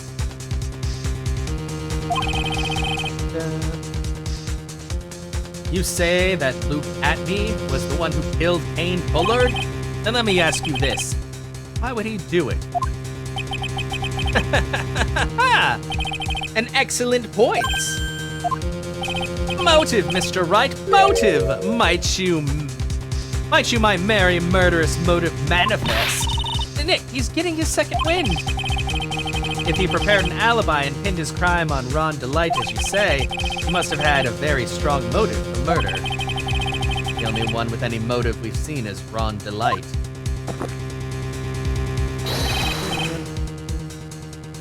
Isn't that right, Detective? Indeed, according to my own research, the boy's motive is clear.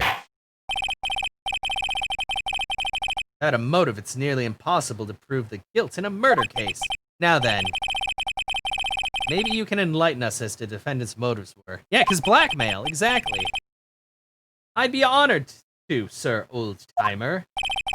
They're doing everything they can to make Ron look suspicious.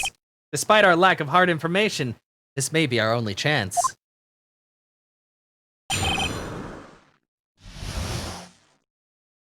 Motive for murder. I, Luke Atney, had no points of contact with the victim whatsoever. Kane Bullard decided to investigate mask to mask and simply mistook who he was. It was Mr. Bullard who wrote the blackmail letter and sent it to Ron Delight. And it was again that Mr. Bullard who harbored a grudge against Mr. Delight for his betrayal. Mr. Bullard's mistake is quite excusable. The defendant truly believes he is mask to mask. That is why Mr. Delight sought fit to kill Kane Bullard. Truly a tragedy. Wow, you sound like you're dead. So the victim, Kane Bullard, blackmailed the defendant? This is the blackmail letter found in the defendant's apartment. A handwriting test confirms that Mr. Bullard was indeed the one who wrote the letter. But what? Blackmail letter updated in the court record. Oh, damn. Okay. Well, this is getting kind of crazy. Well, it's okay, V. It was a pretty good lead, at least. Very well, Mr. Wright. Begin your cross-examination.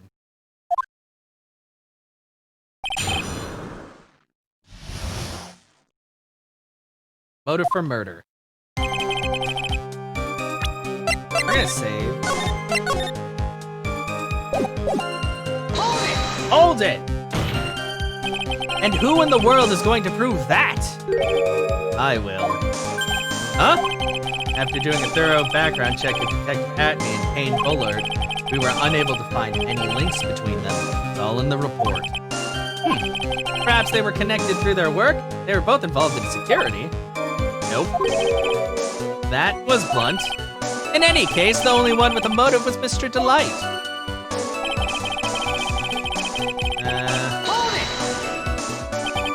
Mistook? That's right, mistook, from the Old Norse mistaka, meaning to take in error, a mistake. That wasn't what I meant. So who did the victim mistake mask to mask to be? Why, the answer is obvious. Ron Delight, of course. Boy, I'd like to wipe that smug off this guy's face. Why would the victim mistake the defendant for mask to mask?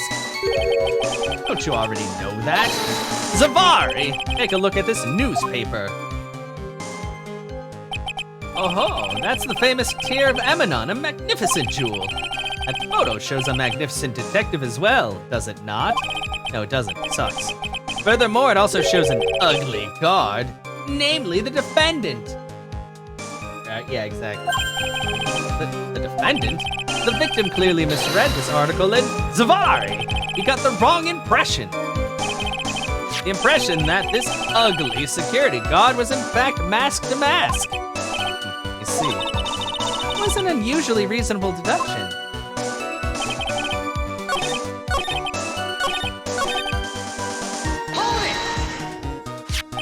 You mean this blackmail letter right here? It says bring $50,000, and the handwriting is, without a doubt, the victim's. There's no mistake. We have an official report to prove it.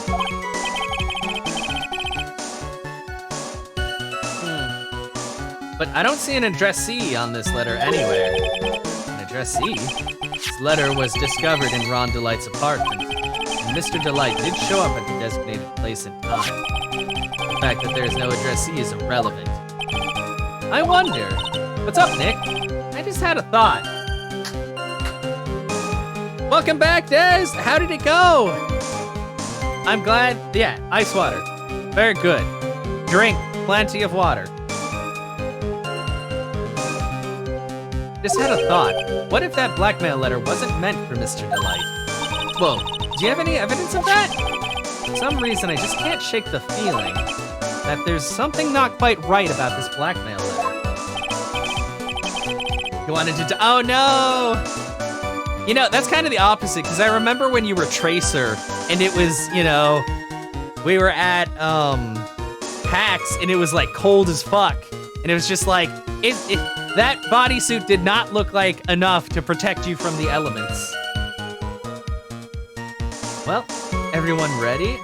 Everyone, are you quite satisfied? But I think the cold is definitely at least easier to deal with than the heat, because at least you can wear a jacket. The heat, you can't. There's no cold jacket. There's only the heat. Hold it. What do you mean by that? Oh my, I was certain you were already aware. Zavari! AB Security has a lot of security info on all sorts of companies. And since I was a security team chief, I stole data from the company. Kane Bullard has yet to forgive young Mr. Delight. Which is why he sent him that letter upon mistakenly believing he was the thief. Here's a file that we discovered in Mr. Bullard's office. Evidence that Mr. Bullard was receiving money through blackmail. However, isn't this a bit odd? Why did the defendant pay Mr. Bullard the money, even though he wasn't actually mask to mask? From that point, there was an unfortunate bit of chance.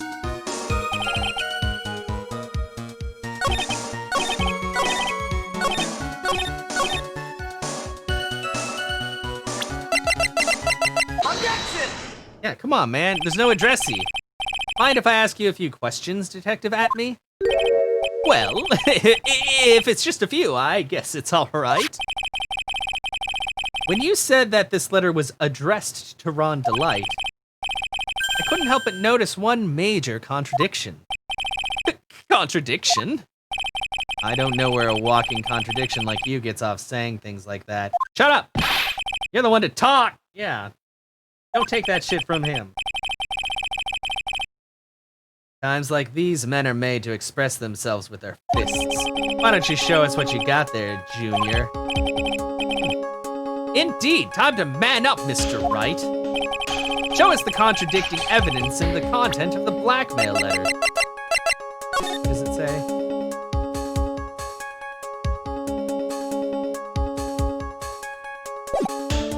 Oh.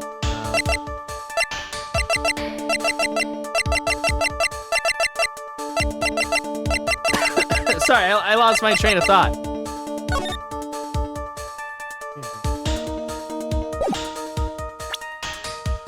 Wait. Yeah, it is.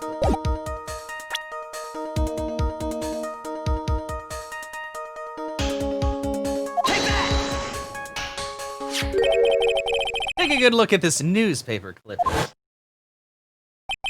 It contains a picture of the tear of Emanon, the stolen jewel. But what about it? Problem is this jewel's color. Color? I'm not much for discussing color myself. What? But you need to know what colors are, sir. According to the clipping, the color of the stolen jewel was blue. However, in the blackmail letter, a totally different jewel is mentioned. I'll take that red diamond you received the other day. Red? Which means the red diamond described in the blackmail letter is not the tear of Emanon that Mask to Mask stole at all. Bam! Colors! And your point is, Mr. Trite? So you're trying to say that this blackmail letter was intended for someone else? That is what you're trying to say, right, Trite? That is what you're trying to say, right, Mr. Wright? Well, that's what you're trying to say, right, Nick? Shut up, everybody! Yes. Let me think. This is who Kane Bullard was actually blackmailing! The only one with a giant jewel that keeps flashing! Naturally, it was you, Detective Atme. Do you have some sort of basis for that claim? You have been personally involved in every single mask-to-mask case. And in the last case, you recovered what was stolen and received a jewel as your reward. A jewel? Probably the one wrapped conspicuously around your finger. That red diamond ring! That is the diamond referred to in the letter, which means that Kane Bullard wrote that letter in order to blackmail you! Ah! Yeah.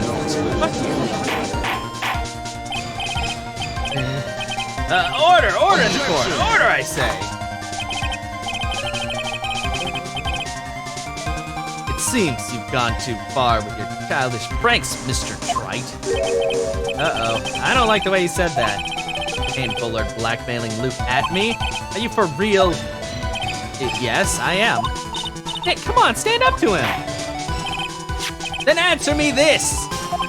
The blackmail letter contains the following passage. You don't want your identity revealed to the world. Yes, it certainly does. Kane Bullard threatened to make Luke Atney's identity public knowledge. An identity he wanted to keep a secret. So just what was that identity?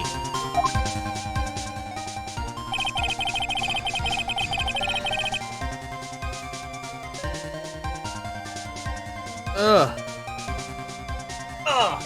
Atney killed Kane Bullard because he was afraid of his secret becoming known. What was the identity he wanted to keep secret?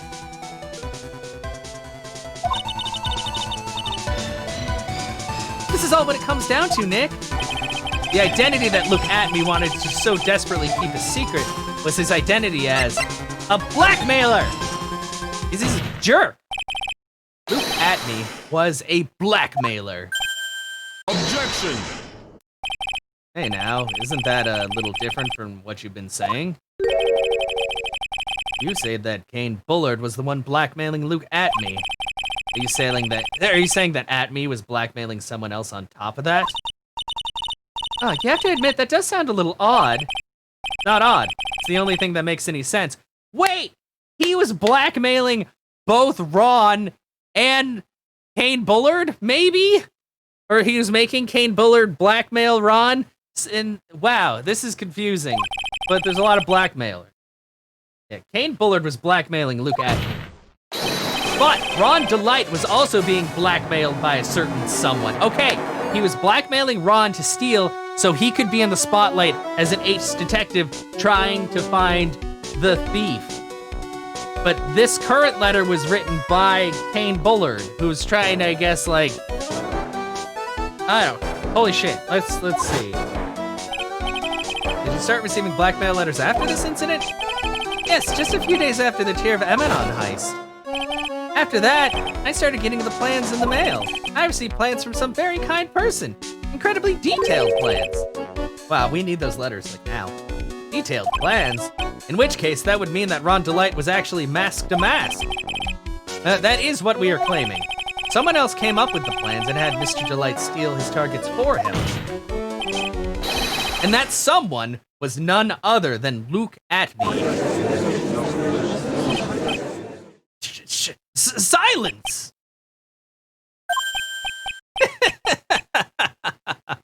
Now I see, it's all becoming clear. What is? When you were in grade school, you received the same report card every year. Careless with a tendency to jump to conclusions. Am I wrong? How did you? No, don't take that. You say that I, Luke Atney, was blackmailing Ron Delight, in which case I would naturally know all about its relation to Mask to Mask.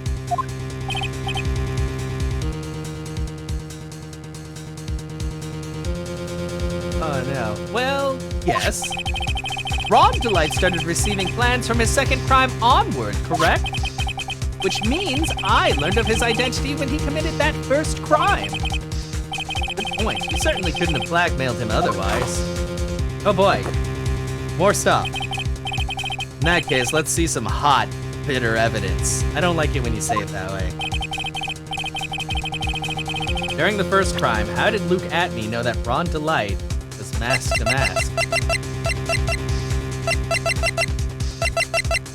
Take that! I think I see it. See what?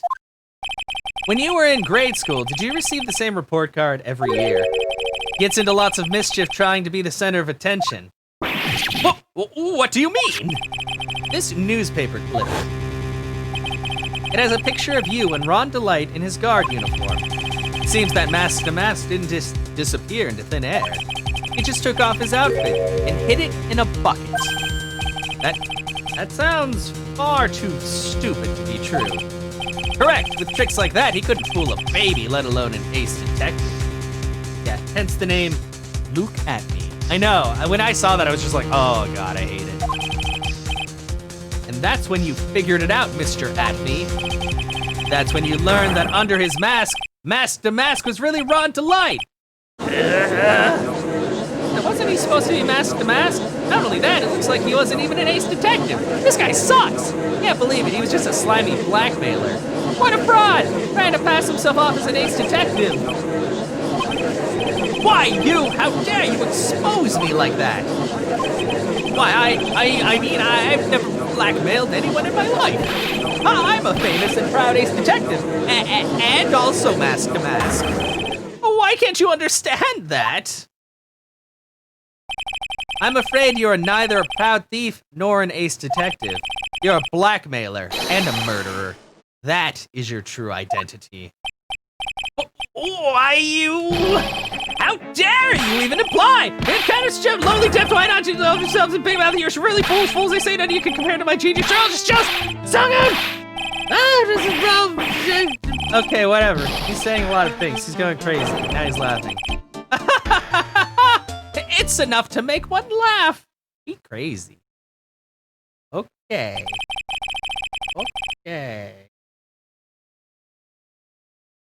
It would seem we finally arrived at the real answer. He crazy.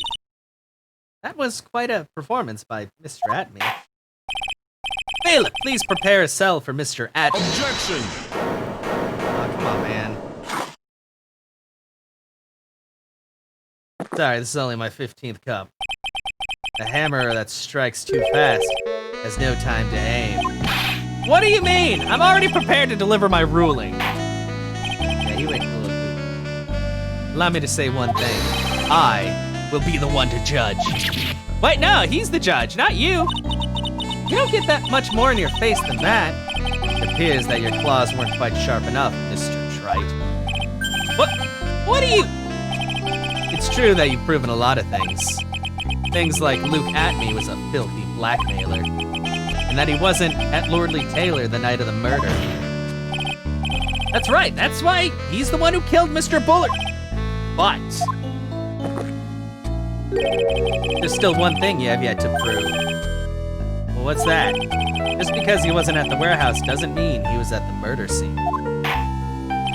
Therefore, if you can't prove that this pitiful excuse for a man was at KB security, then I don't see how a verdict can be delivered.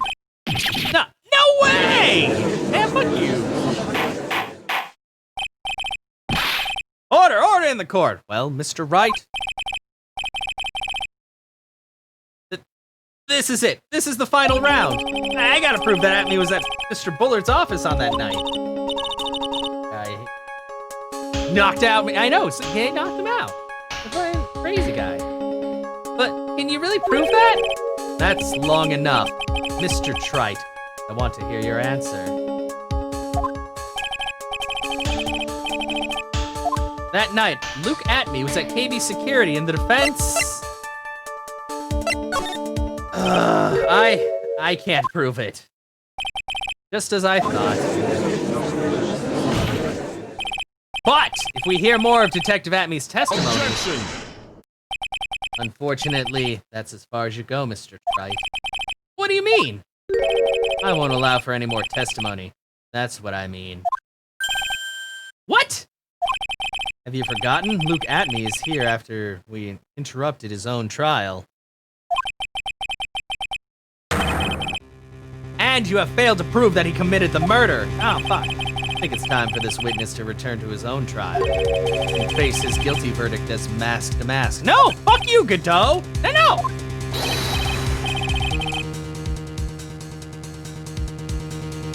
Well now, Sir Lawyer, it seems that love wins out in the end, after all. I am the ace detective as well as Mask to Mask. My verdict can verify that. Just as Ron Delights will verify that he is the true murderer. I declare that with the full force of my ace detectiveness.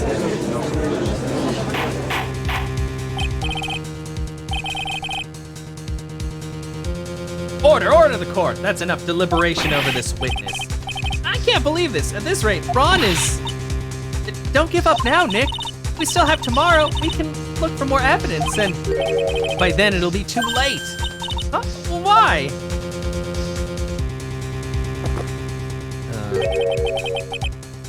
Double jeopardy, one of the basic rules of any court of law. Double jeopardy? Should a defendant be tried and found innocent in court, that defendant cannot be tried again for the same crime. This is a fundamental rule of all courts. One of the few actual court rules we follow in this fucking bullshit. It applies to this witness as much as it applies to anyone else. Mr. Atney will be found guilty in a matter of minutes. Guilty as mask to mask, which means he will be innocent as far as the murder of Kane Bullard is concerned. No way! The fact that you were unable to prove Mr. Atney's guilt of that crime here means that he will never again be tried as Kane Bullard's murderer, even though it seems like he really did it, and we should probably do it, but I mean, who the fuck cares, I guess? That's not good.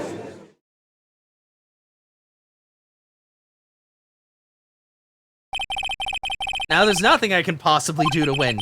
Even if Ron is proclaimed innocent, the real killer, Luke Atney, will go free.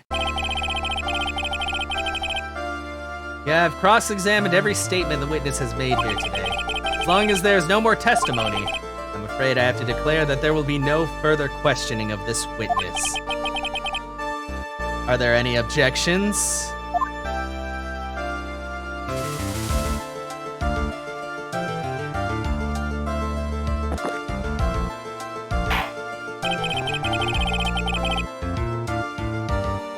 And I hereby end the cross-examination of Luke Atney. That's bad. Isn't that game over? Okay, thank you. I think I see it. Your Honor, when you were a child, this is what was on your report card every day. Has poor hearing, and often makes mistakes as a result, and is dumb as fucking shit. How did you? Phoenix, raise your head up high. Have you forgotten what I used to tell you? A lawyer is someone who smiles, no matter how bad it gets. That voice! No way! Yeah! Long time no see, Phoenix. Mia! This is the true power of the Korean channeling technique. I know that it's really Maya who's standing before me, but right now she's my mentor, Mia Fey. She's hot. It's Mia! Now let's do this. But there's nothing more we can do, Mia. Without any more testimony, I can't cross-examine. Not yet. The testimony's not over yet. What do you mean? Your Honor, just now you said something very interesting. You have cross-examined every statement the witness has made here today. Yes, that's true, but, unfortunately, Your Honor, you're forgetting something. Earlier, after the last cross-examination, the witness made a number of remarks. Well now, sir lawyer, it seems that love wins out in the end after all. I am the ace detective as well as mask to mask. My verdict will verify that, just as Ron Delights will verify that he is the murderer. I declare that with the full force of my ace detectiveness.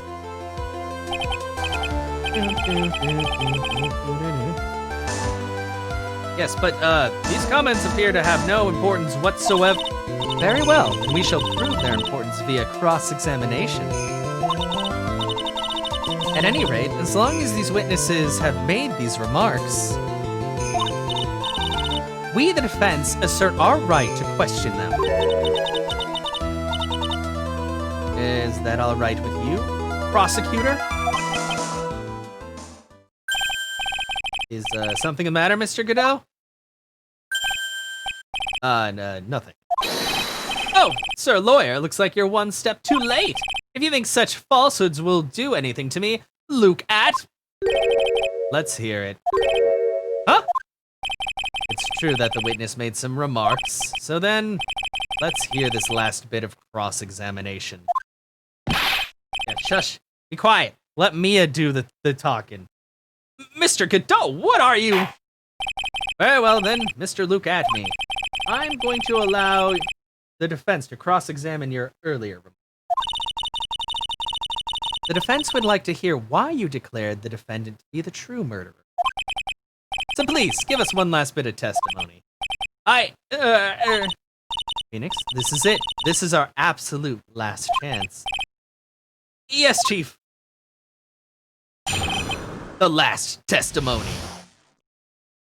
Indeed, it is true that I was not at Lordly Taylor. I had to leave to see another vitally important job request. I had known about this date beforehand, so I had this photograph readied. My brilliant deduction was what informed me that the true culprit was Ron Delight. And thanks to the keycard and wallet, it was abundantly clear that he was there. I was also able to make a deduction from the buzzer, which only sounded once. The button did not have any fingerprints on it. Why? The victim would have left prints on if he had sounded it, which means the killer sounded it. Mr. Delight was wearing his mask-to-mask outfit, which is why he left no prints. And the blackmail letter, the victim likely just mistook the color of the jewel. Zavari! Therefore, all evidence points to that poor boy.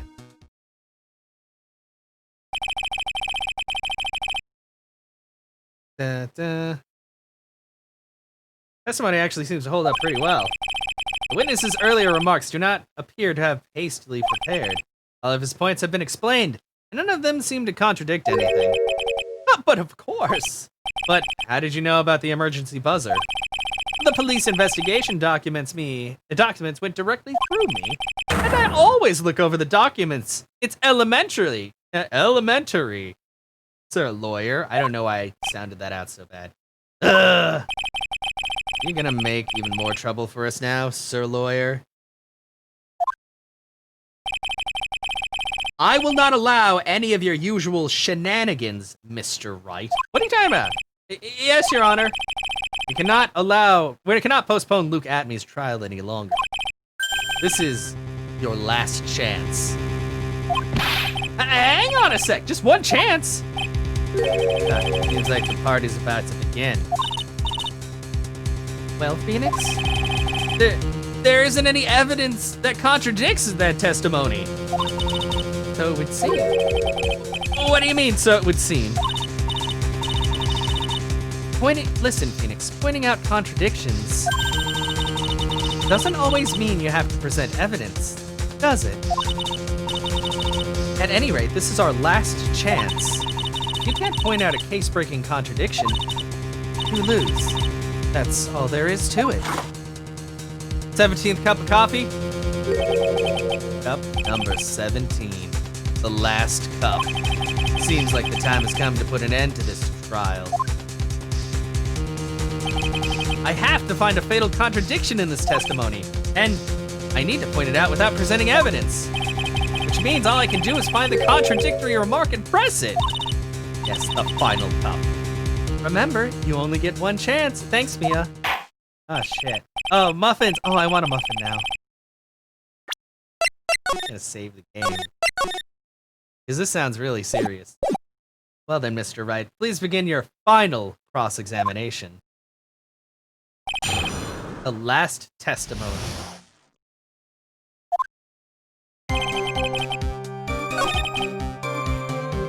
Okay.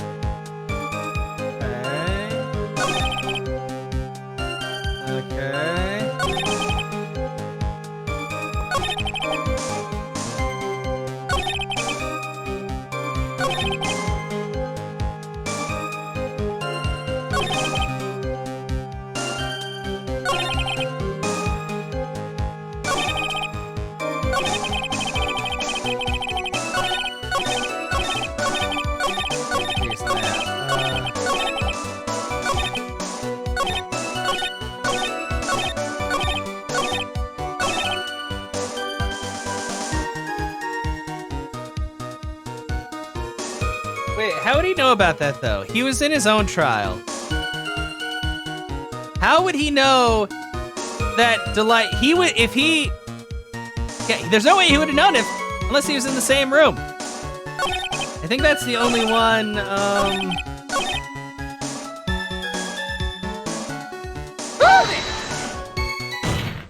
Okay, the music stopped. Okay, I think we're good. Huh. Mr. Atme, about this last remark. Objection! Still don't get it, do you, tripe? This isn't the time to be pressing the witness on every little statement. Yeah, how else would he know? Like, because he wasn't in the other trial where he said that he was wearing that uniform. So there's no possible way he would have known. Yeah, exactly. I'm afraid you're the one who still doesn't get it, Mr. Godot. What? Mr. Atme, it seems you have finally admitted that you were in the CEO's office on the night of the murder. How can you say that? Let's review your testimony, shall we, Mr. Atme? The button did not have any fingerprints on it. Why? Mr. Delight was wearing his mask-to-mask outfit. Is that correct? Indeed, that's what I said. My deductions are absolutely foolproof. More like your deductions prove that you're a fool. I'm sorry, whatever do you mean? For some reason, I'm starting to get really thirsty. Okay. When exactly did we learn the fact that Ron Delight was dressed as Mask to Mask when he went to the scene of the crime? That was, it was just a few hours ago. Back when my sixth cup was looking at me with a cold stare. Oh, did I forget to mention it before? I'm sorry, I just never had a chance to mention it up until now. That's right, the defendant had yet to tell anyone else about this fact before this morning. Therefore, the only people who should have known about this are those who have been watching this trial. Do you understand now, Detective Atme? There's no way that you should have known about that.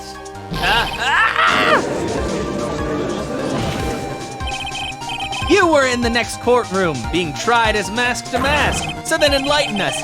Just how did you know about that piece of information? Well... Come on, the detective must have known about it. He probably had plenty of chances to find out beforehand. And it's those chances that I want to discuss next. That night, Mr. Delight was wearing his mask-to-mask outfit. There was one, and only one way, for Detective Atme to have found that out. Only one, you say? Please recall, if you will, Mr. Delight's testimony. When I entered the office, there's a suspicious shadow there. For a second, my client witnessed the real killer. Objection! But Mr. Delight never saw his attacker. There's no way to tell whether or not the real killer was Luke Atme. It's with that statement that I'll turn this case on its head. Just what are you implying? Mr. Delight saw the real killer, correct? Now, if you turn that statement around, it stands to reason that the real killer had also seen Ron Delight. Impossible!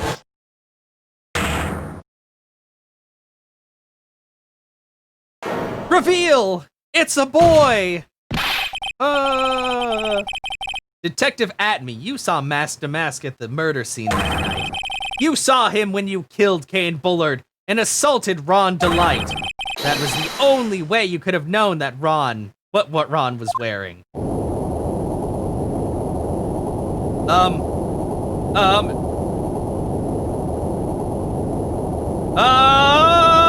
Hello?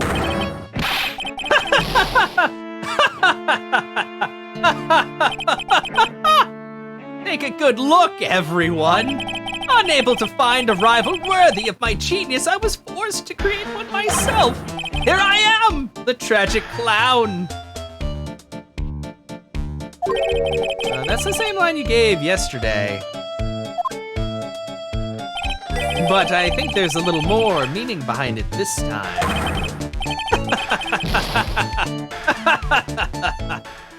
Oh boy, he crazy. That boy crazy. What an awfully complicated incident. Kane Bullard was blackmailing Luke Atme, who was in turn blackmailing Ron Delight. That's a lot of blackmail.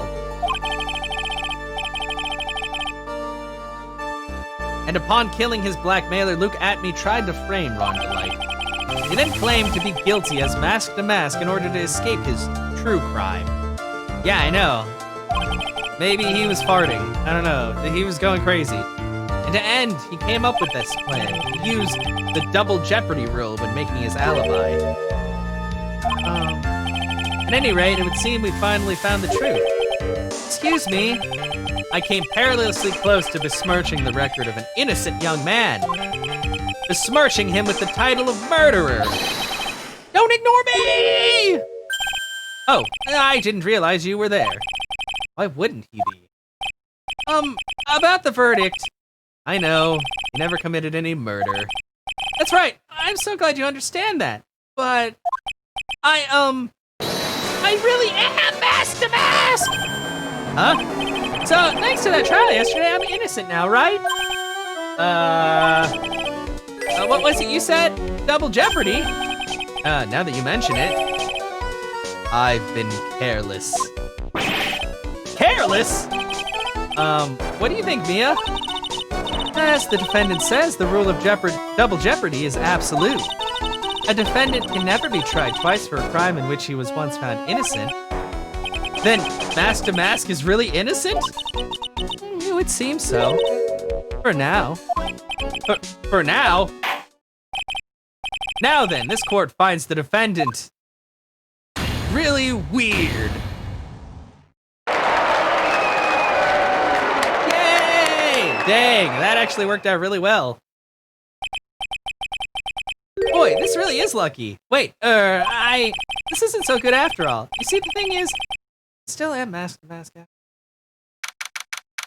October 14th, 3:35 p.m. District Court, Defendant Lobby, number 4. You did it, Phoenix. Thanks, Mia. It's been a long time, hasn't it? You know, since you died. Is it too soon? Is it too soon to say that? Yeah, it's because Maya doesn't call on me much these days. Oh? I'm just joking, Phoenix. Don't take everything so seriously. But on the other hand, Maya, she seems kind of torn these days.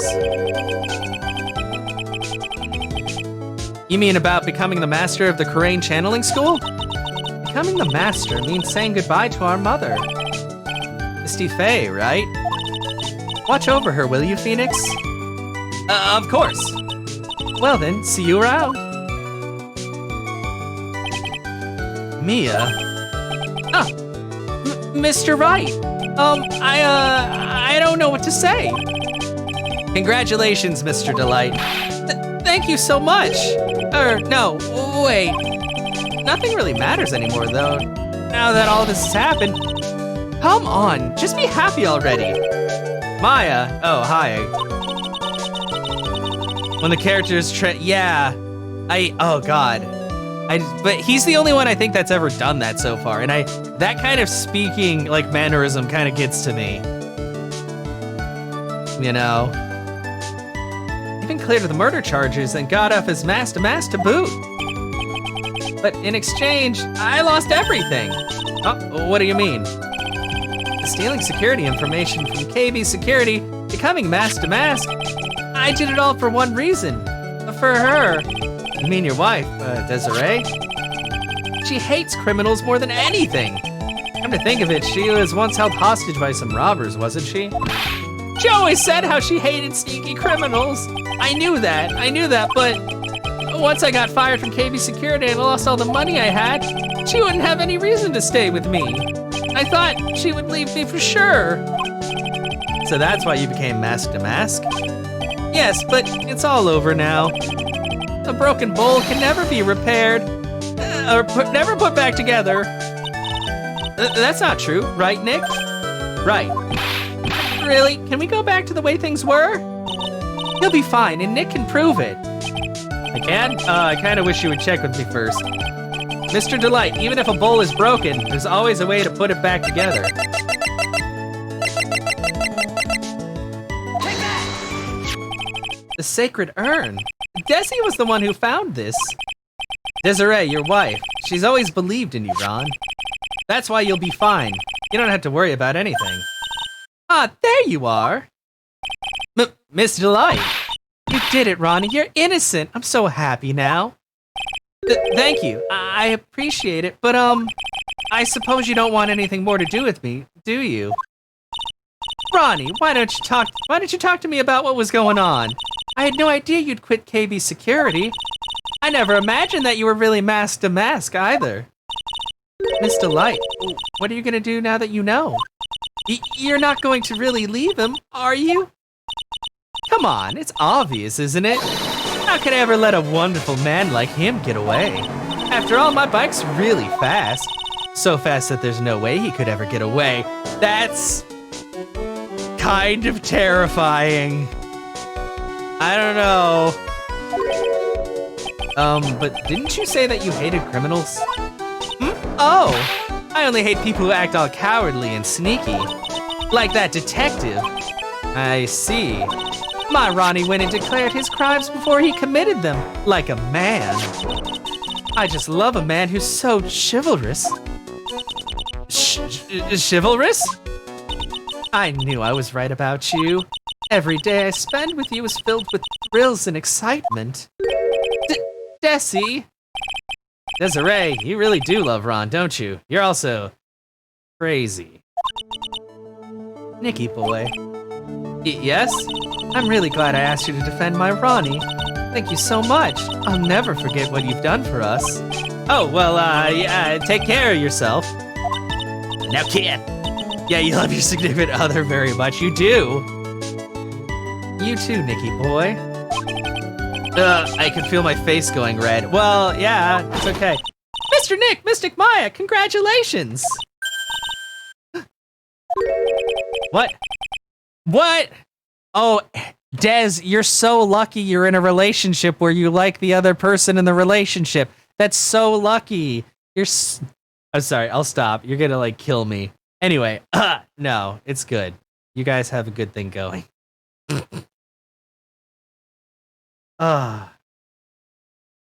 Talk about bad timing. Stop! Whoa! No, you got it all wrong. I'll never forgive you. Never, ever. I'm dead. I've been killed by a child who has the wrong idea about my relationship with a woman. So, as the case came to a close, so too did my consciousness. Ron said a broken bowl can never be put back together, but I know that's not true. But my broken jaw, it'll never be the same. Never. I mean, just look. Ah. Here's a perfect example of one that was put back together even better than before. Ah, so wholesome. It's still covered in paint, but whatever. No, it's her significant other. Whoa, what? Facebook is dying on desktop. You want to screen uploading? What? Facebook, what is going on? Facebook, I mean, we know your shit, but we still want to use you for some things. Oh. Yeah, it's not loading for me either. Oh wait, now it loaded. Let me see. Made by, I know, that's what I'm wondering. A brand new episode has been added. Recipe for turnabout. It's cooking time. Made Maya. We did it. God, I have so many save files all over the place. Wow. Well, it looks like, well, no, Facebook always has problems, apparently, looking at the down detector page. But it seems like it's had a lot more problems today. I see you change your profile picture. Sorry, everybody. This is just me, like, checking stuff out. Don't worry. Oh, no. Oh, I guess we'll start it. I forgot that things start when I press B. You're so on board for this episode? Let's cooking! This case is extremely clear, and he's so nice. It wasn't me! I swear it wasn't me! What is happening? Is it Maya again? Is it fucking Maya? The evidence and testimony we have seen and heard are what? The victim was alone at his table and drank the cup from the— It's so fast! No, you're wrong! I know what I saw! I saw! I saw... What? Why is it going so fast? I saw someone else there. A man. He's the real killer. Why does it look like Phoenix? Why does that guy have the sweepy hair? Poison? Sugar? What is happening?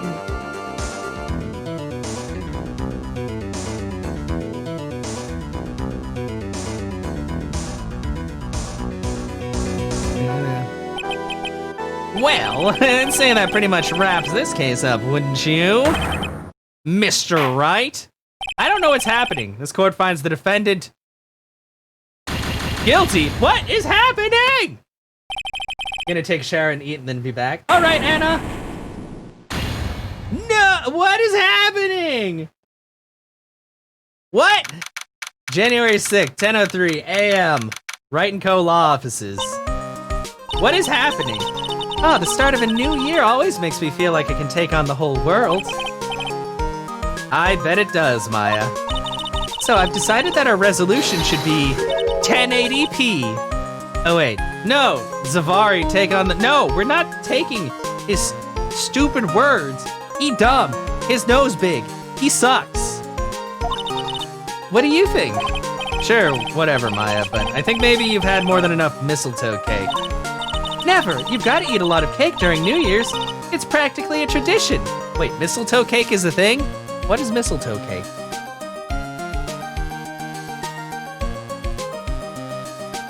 What? Oh, like, wait, is it literally just like a little mistletoe looking cake? From, I'm gonna assume that that's it. I don't know. I don't know why I think mistletoe's like poisonous. I think that's something else. Like watching the fireworks on TV or playing a board game. Hey, pal! Hey, it's Gumshoe. Detective Gumshoe. Happy New Year, Detective. Likewise. Now listen up, right? I wanna... Here's to another fruitful year of lawyer-police cooperation.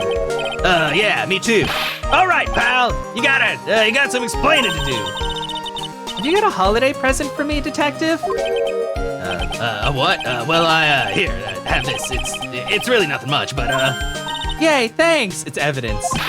Look, pal, we need to have a talk. Take a seat. Hey, what about Pearly? You haven't forgotten her present, have you? Jesus Christ.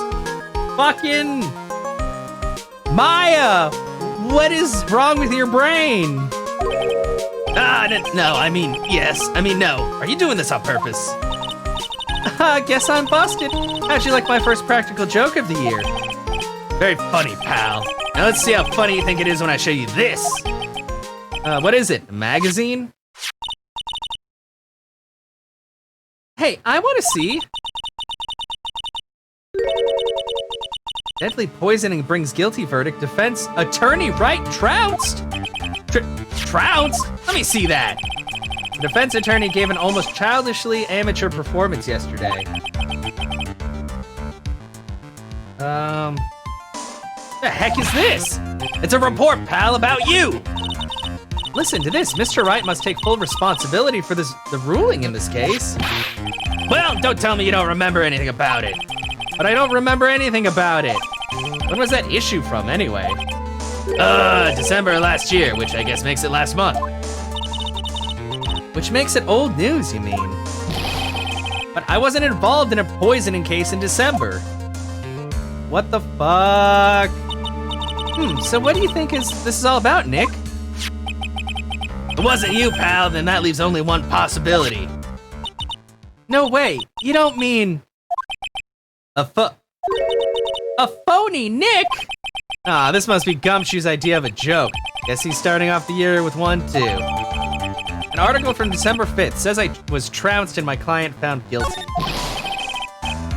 So what are you gonna do about it, pal? What do you mean, what am I gonna do about it? Well, it's your fault that the judge found the defendant guilty in this case. My fault? How do you figure that? Because the Phoenix Wright is super famous now. Well, maybe only sort of. Yeah, see what happens when you hotshots start getting too full of yourselves? But I didn't do anything wrong! At least not that I can remember. You better make this right, pal, now! And that means taking the case back to court, got it? Sounds like we've got our first case of the new year. Let's tackle it with gusto. I don't know, the judge already issued a guilty verdict on this case. It's not gonna be easy to get it overturned. I guess the New Year's resolution is gonna have to wait until next year. So you're taking the case, right? Good, I'm gonna head over to the courthouse then. After that, I'll go back to the precinct. Drop by if you needed something, okay, pal? Oh, come on, this is confusing. I don't like this. I guess people are starting to know the name Phoenix Wright. Client entrusted a case to me based on my reputation. And I guess I am kind of responsible. Why would someone want to impersonate me? What sort of guy would do that?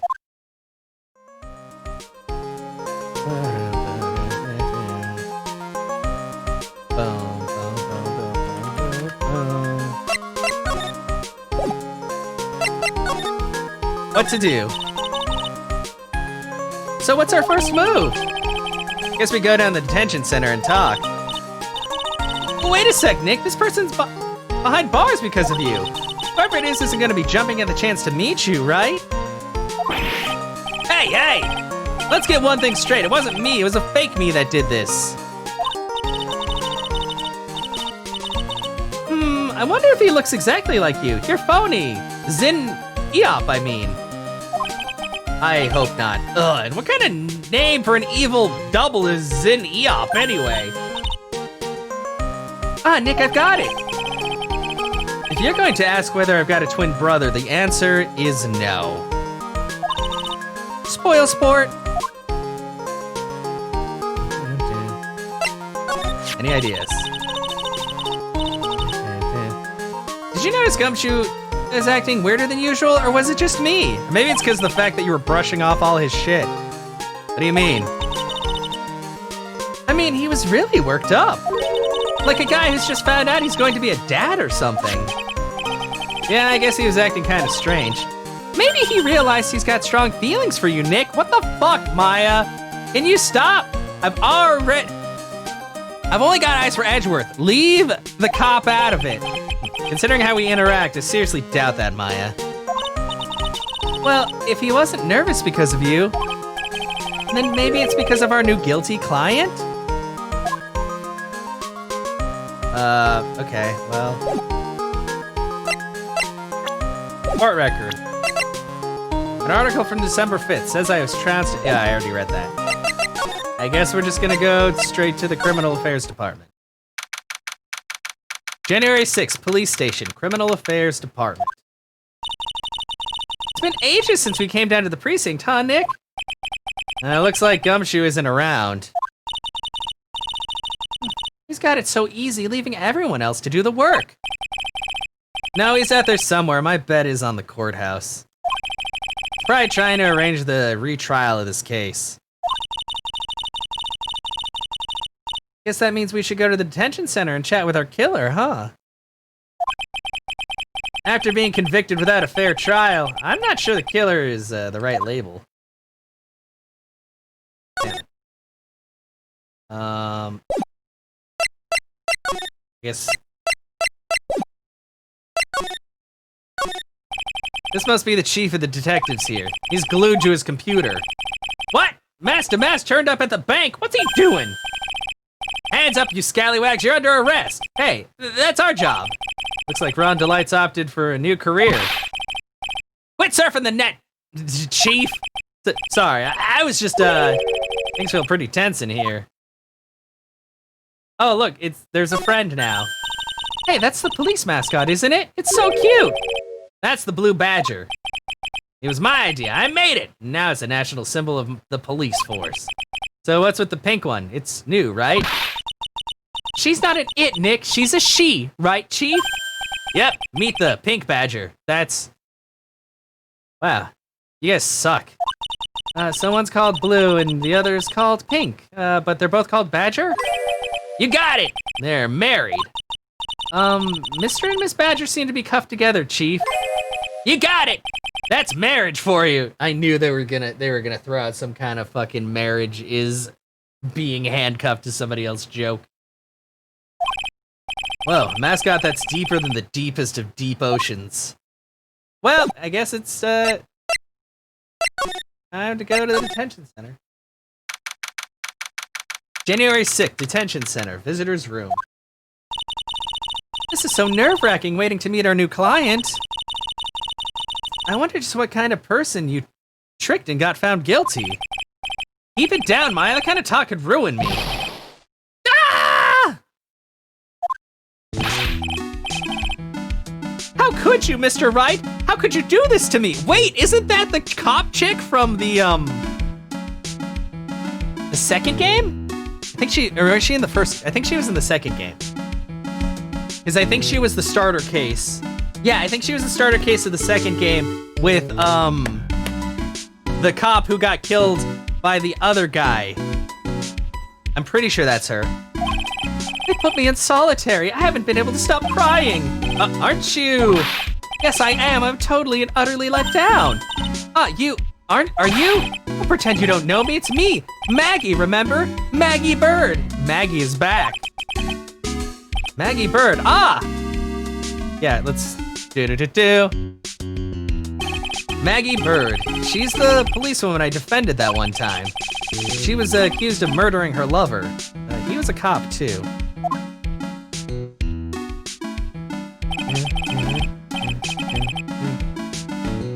What are you doing in here? Didn't I get you acquitted? Oh, sure, very funny. After that 5th-rate defense job, you come in here and start making jokes? You better hurry up and tell her what happened, Nick. Yeah. Oh, I see. That's where we stand right now. I'm sorry you've been caught up in another murder. My whole life has been nothing but a whirlwind of bad luck and failures. I vaguely remember her saying the exact same thing last time. But I don't mind. What's one more disaster in my life? At least now the real Mr. Right is here with me.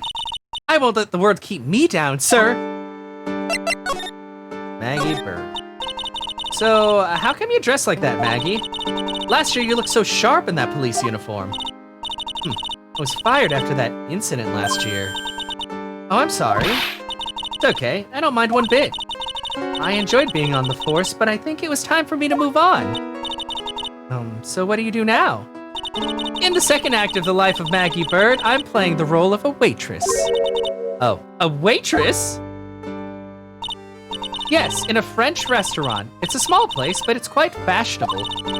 My charming smile and shapely figure came through for me. And the owner, Mr. Armstrong, hired me straight away, sir. And then you got into this mess straight away, right? Yeah, you could put it that way. What happened? This whole mess started on the 3rd of last month, and it happened at Tres Bien. Tres Bien? Yes, it's a restaurant where good service and a friendly smile are always included. Sounds like McDonald's to me, but I could be wrong. Oh. There were 2 men at the table, both drinking coffee. And then... cocaine!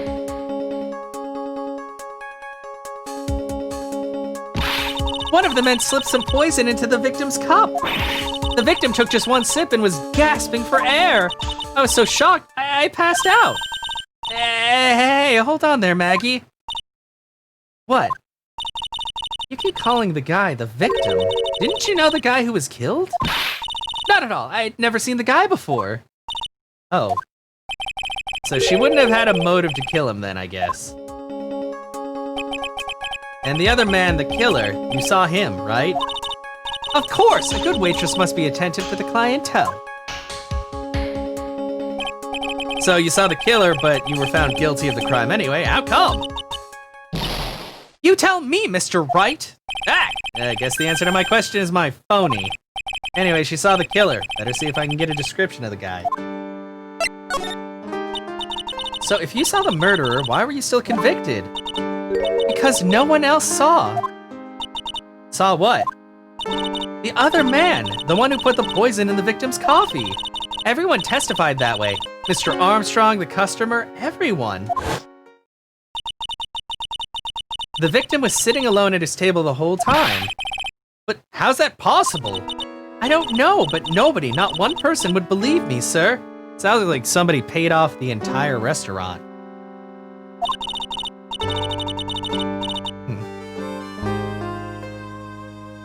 Even Phoenix Wright, my one last hope for a fair trial, failed me. What a pathetic defense. My granny could have done a better job. Look, that wasn't me, okay?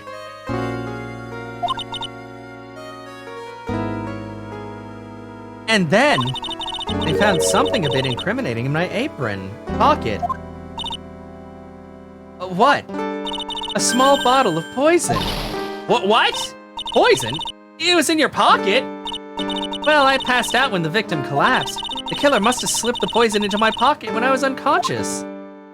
Man, this sounds really bad already. And no one else saw the other guy? No, sir, that's what everyone said. But I don't see how they could have missed him.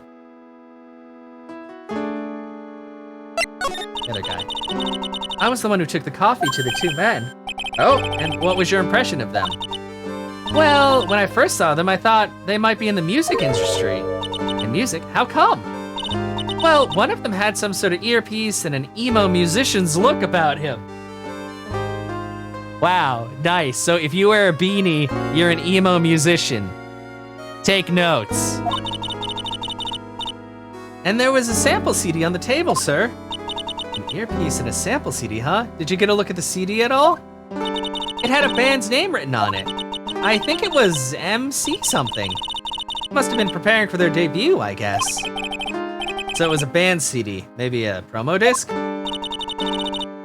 Maybe it was MC Screwdriver, It's serious, Maya. Would you buy the CD of a group named that?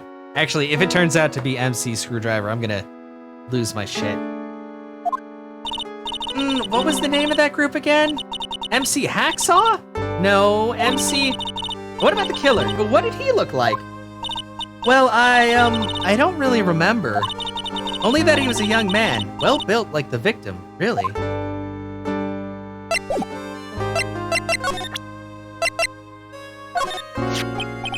Oh yeah, I need to ask you about this. Hey, this article's about my case. Can you tell me anything about the guy who was pretending to be me? Yes, sir. It was the morning after I'd been arrested. I met you in the visitor's room here. You were wearing one of your super sharp suits. Me? Yes, you, Mr. Wright. Hey, Maggie, was my evil double, I am here too? No, I don't remember a phony you, Maya. Oh, it would have been so cool. No, Maya, come on, this isn't something to be happy about. But then you got really worked up and passionate. I'm gonna get you cleared of this crime, you said. Okay, I get the picture, but you met me in person before. So how come you didn't realize that guy wasn't the real me? I guess looking back now, it was a little strange. Only a little? Well, okay, so you were a bit taller than normal, and you looked a bit shady. And your voice was a bit weird. Oh, and you had this kind of funny accent. And so the guy was nothing like me then? But he had your spiky hair and blue suit. Is that all you need? I could be Phoenix Wright if I wore a blue suit and spiked my hair. Oh, I feel so bad though. Look at her. She's so sad. It's okay, Maggie. Is that all it takes for someone to imitate me? Apparently. How about everyone else in the courtroom? Like the judge and the observers? Didn't they realize he was an imposter? Everyone had these big question marks on their faces. And it seems that no one wanted to say anything, sir. This case just keeps getting weirder and weirder. Mr. Wright, do you think it's possible to get a retrial? Probably. The court ruled in the absence of a genuine defense attorney, so we should be able to get a retrial. Mr. Wright? Do you think we'll win next time, sir? My life has been a full course of meal of bad luck, complete with defeat for dessert. Since I was 6 months old, when I fell from the 9th floor of my apartment building. What? How are you alive? I've been hit by all sorts of vehicles, gotten sick from all sorts of foods, failed at almost every test I've taken, experienced almost every kind of disaster. I even landed a phony lawyer when I had the misfortune of being accused of murder. But I will survive because Maggie Bird always lives to fight another day. And one day, I'll find it. Just you wait and see, sir. I'll find that one single moment of good luck. Zin Yop is really gonna pay for this. What are you staring at me like that for? Maya's right. Whoever it is that thought it was a good idea to use my name and get an innocent girl convicted of a murder, had better watch out. We'll find him, don't you worry. We'll get Zin Yop for you. Thank you. Oh, I'll tell you where Bien is. Yeah, the restaurant where the murder took place. Yes, sir. When you go, please tell Mr. Armstrong I said hi. Sure, all right, Nick, let's go check out this restaurant and its food. Not the food.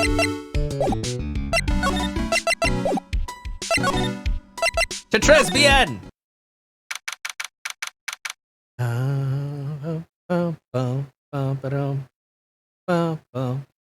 January 6th, Bien.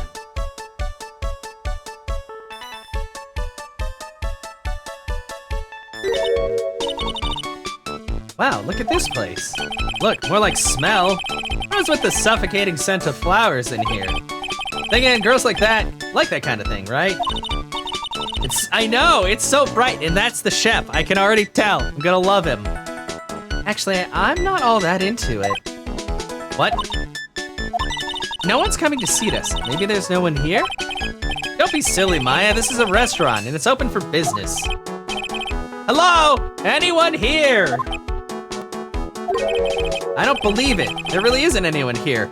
Give that a 1 on Yelp. Perfect. Let's get intrusive. Nice. If there's no one here, we can take anything we want. Yeah, I suppose we can. Actually, no, we can't. That's stealing. It's the restaurant's front entrance. There's a sign hanging on the door written in French. It probably says open or closed. Must be one or the other, but I don't know which one since I don't know Jacques about French. What? Oh, cause Jack. Oh, wait, cause do you even say the ES? Is it just, I don't think you said it. Sorry, I don't know French either. But he said I don't know Jack about French, but he used, I don't know if I like that at all. No clues here. It's a rack full of fashion magazines, and they're all in French. Why don't you try wearing something a bit more chic sometime? Huh, Maya? Yeah, I guess I could. I'm always in my acolyte clothes, aren't I? It'd be fun to wear normal clothes every now and then. There's something stuffed in behind the rack. Looks like a sports paper to me. Hey, look at this! Someone scribbled a little doodle on one of the pages. MC Bomber, 100,000? What? MC Bomber and 1, 2, 3, 4, 5 zeros. $100,000? Maybe? Wonder what MC Bomber is supposed to be. This paper, it's from December 3rd. This paper's from the day of the poisoning. What? Sports paper added to the court record. Paper from the day of the murder. This has got to be a clue. I should see if I can find out some more about this paper.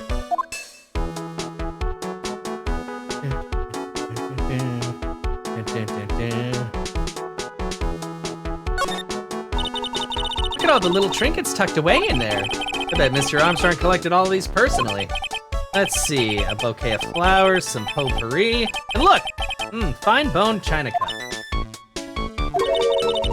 I never knew you were so cultured.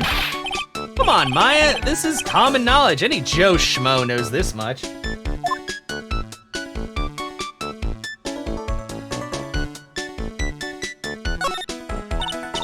Look, it's one of those magical boxes that spits out money. It's a cash register. You know, you're the only person who could ever describe a cash register in that way.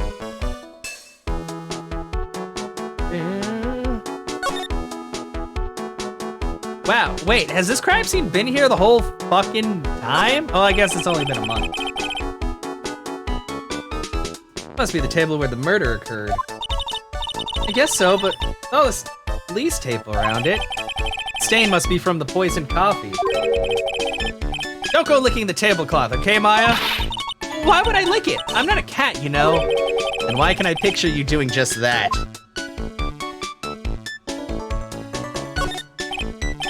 Oh, it's a beautiful winter wonderland out there. Really cool. I love snow. Let me see. Huh? It's not white. It's not even snowing. Got you. I was only kidding, Maya. Nick, there are lies that are okay to tell, and then lies that are definitely not. All I did was tell an itty bitty white lie about non-existent white snow, which you should have noticed anyway. This table's set nicely. Just needs a customer. What do you think this flower is, Nick? Let's see. Well, it doesn't look like a tulip, and it's not a sunflower. I don't think. Duh, even I could have told you that. Well, those are the only kind of flowers I know. Dag nabbit, I'm a lawyer, not a botanist. No clues here. This restaurant has partitions that separate the tables. When you're seated at a table, you can only see the tables to your right or left.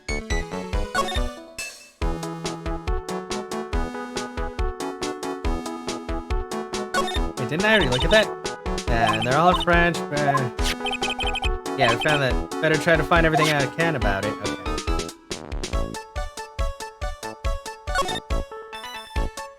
Well, I think that's all of everything here.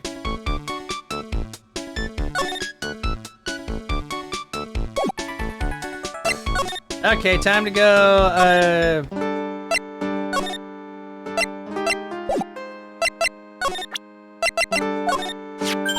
Oh, a sports paper. Let's see. Did Gutson Braun manage to defend his heavyweight title? Sorry, Maggie, that paper is actually a month old. It's, from the day of the murder. And Gutson got knocked out yesterday, I'm afraid. Oh no. I found this paper in the magazine rack at Patterns match. Thank you. Really, that's strange. Tresman doesn't get newspapers. Mr. Armstrong said he's not really fond of them. Maybe one of the customers left it behind. Anyway, what I want you to take a look at is the scribble here. Aha, that's it, sir. MC Balmer. That was the name that was written on the CD. Just as I thought.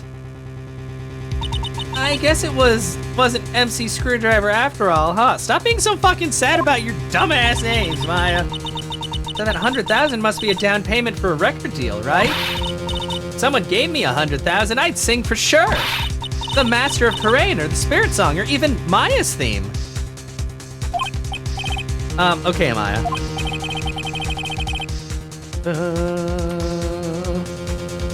So if the sample CD was on the victim's table, that means this newspaper may have belonged to the victim. You're right. So the victim left this behind on the day of the murder, huh? I think we better step up the investigation, don't you, Nick?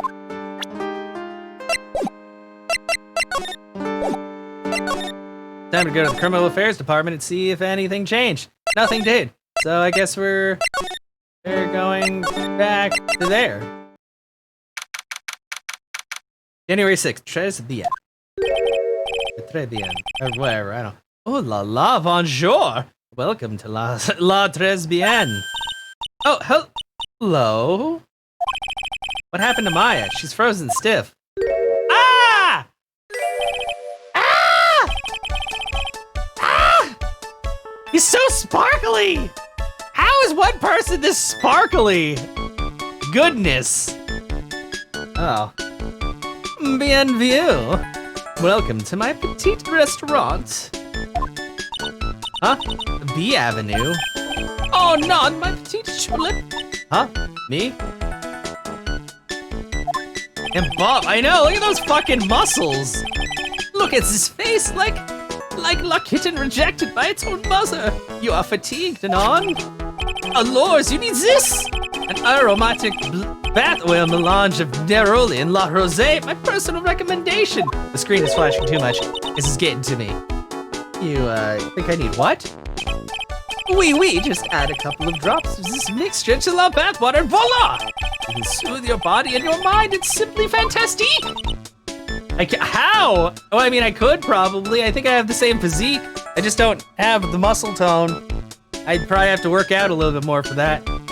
Really? And for that, monsieur. Ooh, me? Look at that face, like a puppy rejected by life itself. You are fatigued, non? For you, monsieur, I recommend this.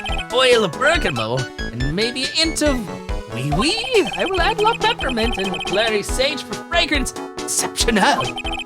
Such an invigorating recipe will bring out your delicious beauty, monsieur. My beauty? Alors, if you will be seated, I will bring you the special menu of the day. Actually, we're not here to eat. We're lawyers. Mas bien sûr, I know this already, monsieur. You are La Phoenix, right? No? Yes, you know me? Aye, oui. Never forget a man who flirts with me, especially in court. What? What did I do? I guess he was cross-examined by our mysterious Zine Hill. Looks like everyone to do with this case already knows who I am already. I wonder what sort of impression Zin Yup's been leaving on people, don't you? Allow me to introduce myself to you again. I am Jean Armstrong. Shante. I don't know if I like that at all.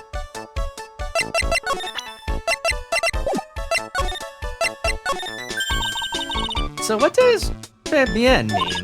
I know très, that means 3, right? Non.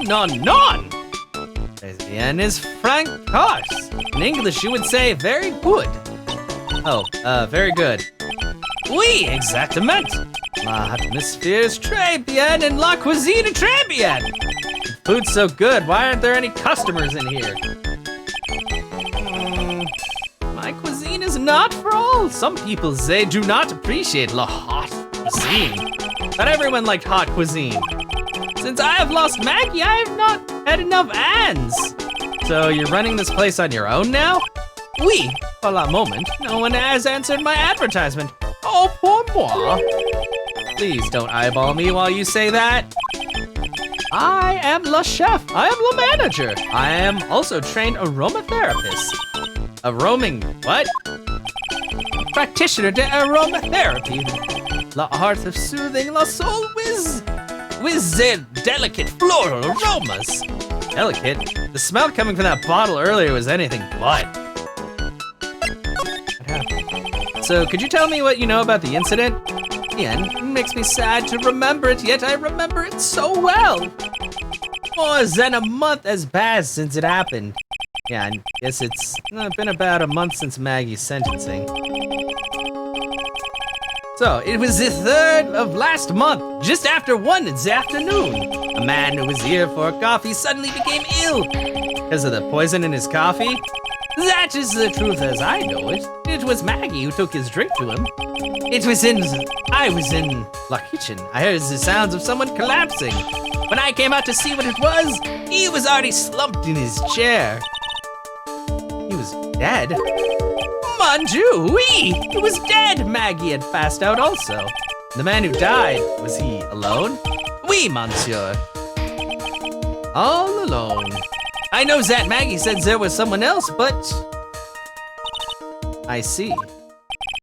La police, they asked me many times, are you sure there was no one else at the table, they asked? But I am not the only one. La old man says the same thing.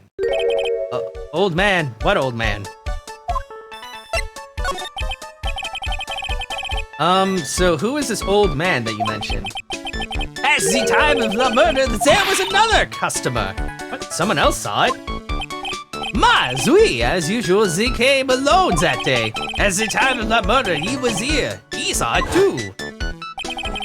But he says the same thing, that there was no one else at the victim's table. But Maggie swears there were 2 people. Mais, mademoiselle, la lawyer could not prove this, Don. About the lawyer, that was me, I suppose. Oh, must bien, sir.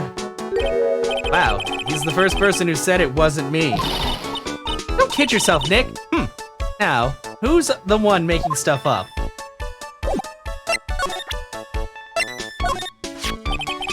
I am not a lawyer myself. I do not wish to speak out of turn. But your defense in court that day was a little, how you say, lacking perhaps? Even a Frenchman who cannot speak any English could have done a better job. You are very cool, though. Oh, oui, oui. And so handsome. Wow, I wonder just how bad the defense could have been. Every time you opened your mouth, the old courthouse stirred. Oh man, that's something I don't want to imagine. We found a sports paper in the magazine rack there. I don't like how, like, dead-eye he looks when he's pulling the petals out of that rose.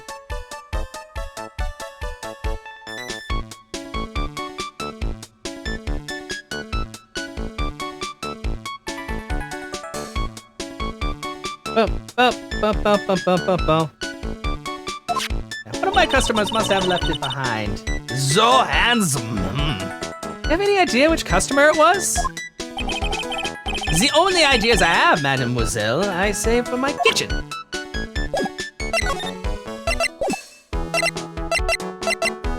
Wait, is that it? Is that it? Do I present my badge? Please, monsieur, there's no need to show me that. You are Mon Phoenix Wright, the worst defense attorney in town. I think I can imagine how he formed this completely wrong impression of me. The last time we met, did I show you this badge? Oui, you flashed it to everyone in the restaurant. Looks like Zin Eof is a bigger fan of flashing stuff than you are, Nick. Wow, rude. Okay, well, let's try criminal affairs again. What? Maybe I have to examine stuff while he's there?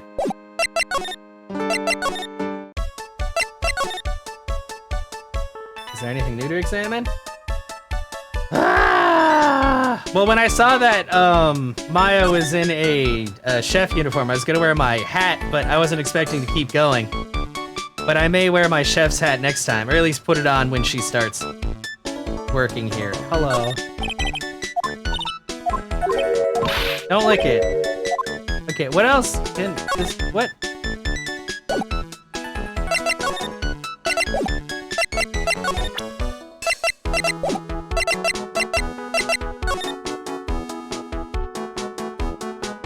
Is there anything else I can actually do? I don't even know. Okay,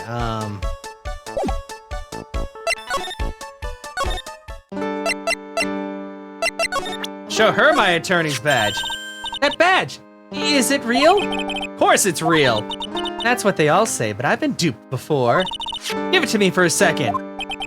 Ah! Chomp. She bit into it.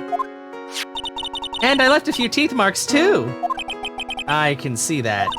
I just wish I could remember if that means it's real or a fake. I said it was real.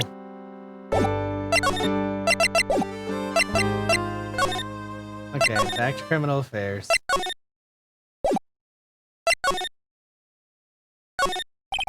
These are the detectives' desks. There are computers and files on each one. Funny, they're a lot tidier than I expected. I guess the detectives don't spend a lot of time at their desks. That must be one of the detectives. He's mumbling something to himself. Don't die running a red light. Die the old-fashioned way, of old age.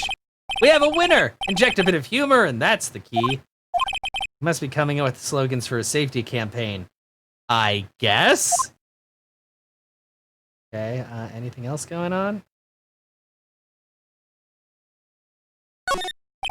A poster of a female police officer. Wait, no, that's the latest Babes in Uniform calendar. My bad.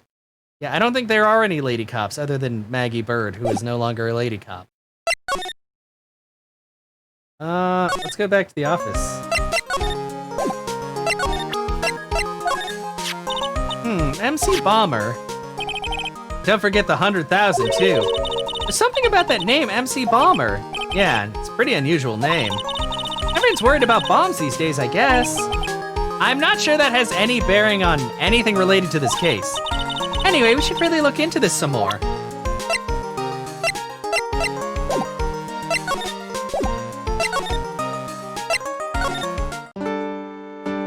I beat the last case. Now I'm a little bit stuck on the current case.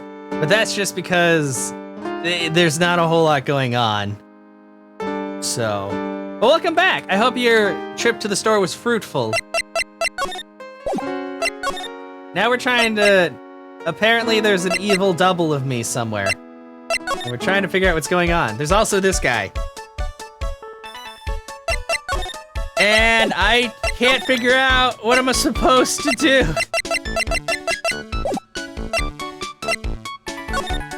Got a new power cord, nice. Those would definitely help. I probably actually have like too many power cords. Okay, where am I supposed to go? Is there something I haven't examined? Missing something? This place is very pink. Oh, well, I don't know. Well, I guess if Caroline was here the whole time, she might see the clips. But if she just got back, that's the one thing that I wish that that Twitch chat did, is it just kept all of the chat. Like, even if you logged off and then logged back on, that'd be kind of cool. Oh wait, am I gonna look at the rack again? I've looked at the rack so many times. Why don't you try, oh yeah, I told her to wear something more chic. Yeah, we found the newspaper. I already talked to that. What do you want me to do? Good job and everything, yeah. Chat, like, I really wish the chat stayed. But no, you're fine. Oh yeah, I should probably save.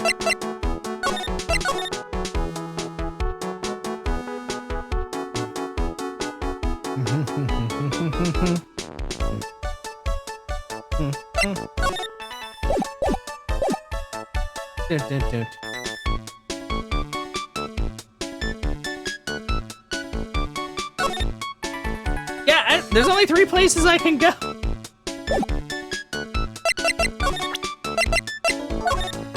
He's just gonna say that that was the worst offense ever. Okay, how about that? He doesn't care about that. But nothing new showed up. What am I supposed to do? I already showed her. Yeah. Music industry. CD. Okay, so she's trying to MC, and I showed her MC Bomber. But apparently nobody knows about MC Bomber. But that doesn't add any options. I'm sorry, I'm skipping through this because she already said that. But she worked there. And it changes the music.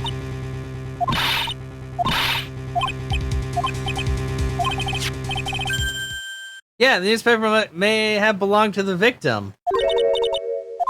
So the victim left this the day behind the murder, yeah. I am trying to step up the investigation, but nobody wants to work with me! Give me something new. Already examined, I can't. Maybe I show her. Did I already show her that? MC Bomber.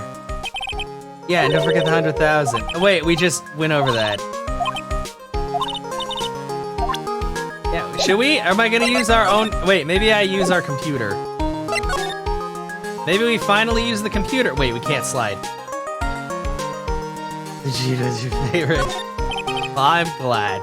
My desk. I don't get to use it much, so it's still super neat and tidy from when Pearls cleaned it.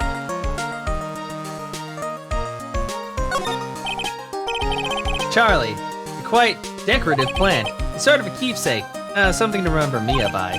Sure, the office is a mess, but I'll never forget to water this little fella. Okay. What do you want me to do? Difficult-looking legal books stand in a formidable row. They mock me. Actually, I've neglected them for so long that they're covered in a layer of dust. I guess I should at least pretend to read them once in a while. Wow, you're the worst lawyer.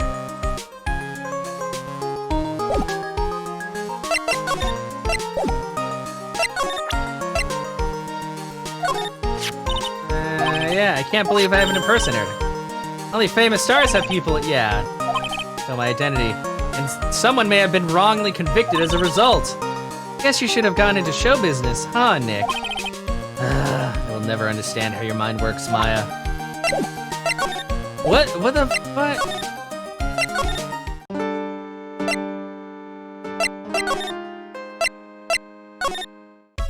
Game? Can you, hello? Oh, wait, I have to I can present people. Fucking, goddamn. Oh, that's you. It's hard to imagine, I know, but I was an apprentice for 5 years in Paris. Wow, in Paris? I mean, I'm pretty sure he's tired about it being happy. But, oh man. It just threw me off, because I was just like, oh, that's random. It was something the chef said to me that made me decide to open my own restaurant. What was it? That awful man said to me, you must train for another 10 years. Oh, it was such a shock. So unexpected that you would have been a fool to do this, non? They present. Maggie was a policewoman once. Yes, pas? Yes, but she had to quit for reasons beyond her control. Oui. She was suspect in the murder investigation, non? Oh, you know about that? That is why I gave her the perfume for the happiness. Happiness perfume? We blended from bergamot like I have given you before. But she's been arrested again and found guilty this time. This is true. Her natural aroma of unhappiness must have been very strong. Just admit it, your perfume doesn't work. I am not surprised she was the prime suspect after something like that took place before my very eyes. Something like what? What's this guy talking about? Does this mean Maggie did have a motive? Gotta ask this guy for more info. Stat! Okay, there we go. Now we're making progress. When Maggie took the coffee over to the victim, did anything happen? Oui, I suppose you could say so. So what happened? None, it was nothing. Look, Maggie says she didn't even know the guy, but she's still been indicted for murder. The prosecution must have come up with some kind of motive. Oui, it is true. If there's anything at all between Maggie and the victim, it could be relevant. So please, tell us anything you know. Oh no. Oh, that's a lot. Oh, that's a lot of locks.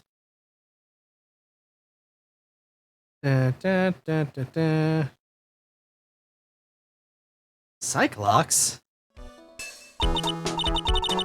No way. What are we gonna do, Nick? We'll just have to remove. What the?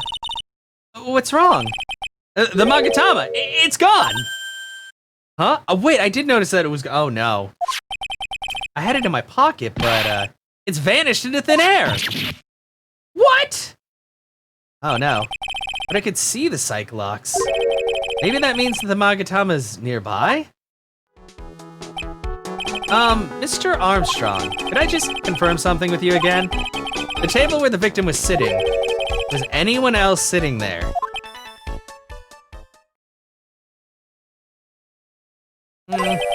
That is a question you will have to ask him yourselves.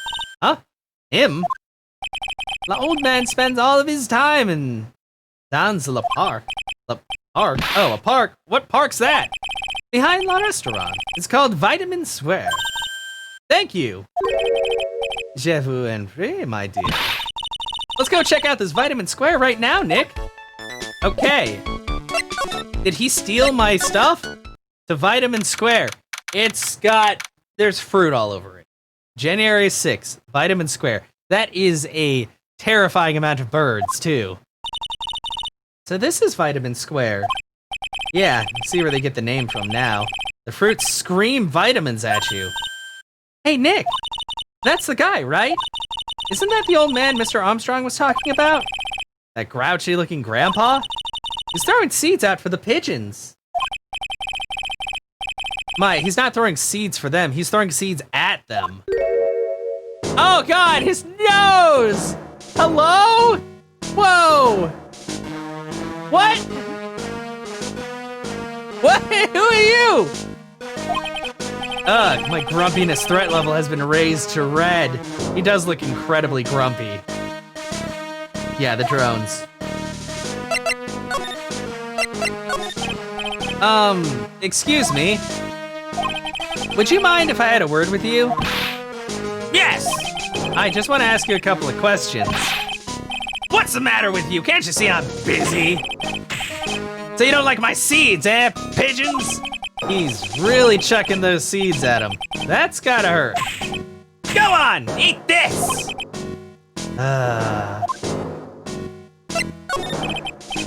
Excuse me, sir. Can I ask you about Maggie Bird? I don't know any Maggie Bird. Yes, you do. Maggie, the waitress at Très Bien. God, it's a disgrace, I tell you, not a disgrace. Disgrace?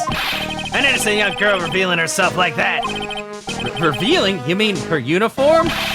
The youth of today, they don't have any shame. No shame, I tell you. Not 1 ounce. Whatever happened to the old Bushido values of Japan, like honor and modesty? What about me? I'm not wearing anything revealing. You! Your problem is you lack any sense of grace. Talk about hitting a girl where it hurts. Damn, this guy is a beast. Do you go to Très Bien a lot? Huh, that miserable excuse for a restaurant? That garbage they serve in there's not food. Where's the sushi, the tempura, the rice? Très Bien is a French restaurant, sir. Where do you think we are, boy, in Paris? I want real food, not those snooty snacks. What about those shameless girls? You mean the waitresses? You can see all the way up to there. The waitresses. They're practically naked. It's a disgrace, isn't it? Well, isn't it? Listen, it's not my restaurant. What's going on, trainer?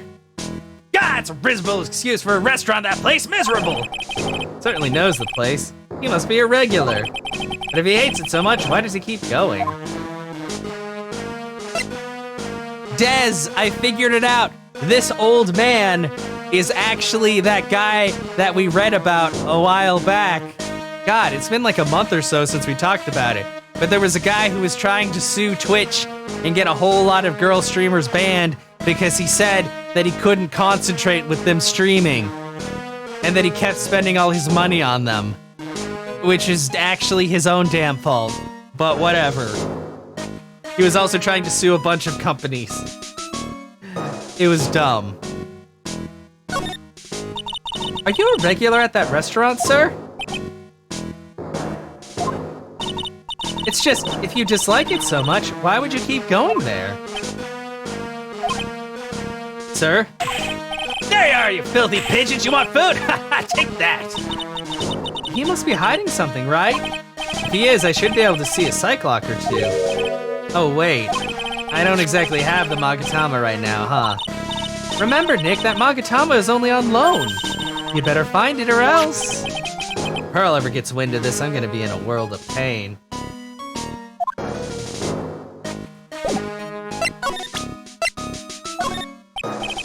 Excuse me, sir. Could I just ask you about this? Sir? Here you go, boy. How does a pigeon feed sound to you? This wasn't exactly what I was hoping to get out of this guy. Learning to parry. Oh yeah, that's a lot of fun, actually. But if you mess up, your shield takes like a horrible beating, because that's like the strongest attack in the game. Well, not really. I guess Lionel's hit harder, but... You're waiting for his nose to pop? I don't like how jiggly and round it is. Excuse me, sir. Could I just ask you about this? Oh, he's not paying any attention. Okay.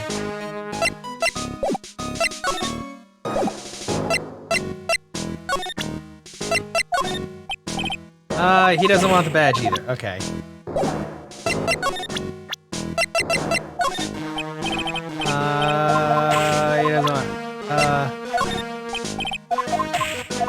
He doesn't want to talk about anybody, apparently. How about Gumshoe? Jesus, okay, well. You want to talk about Maya? No.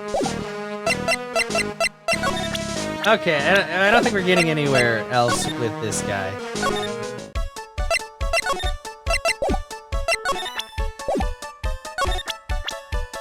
Oh, he's not even on my list!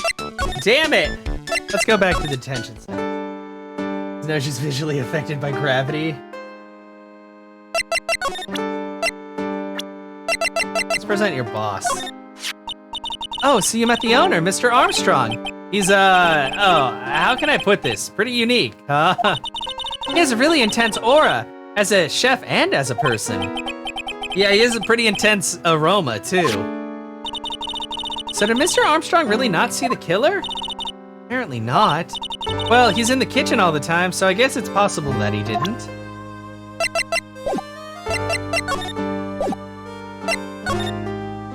Wait, maybe now that I've met him. Fuck! Gumshoe, I need you!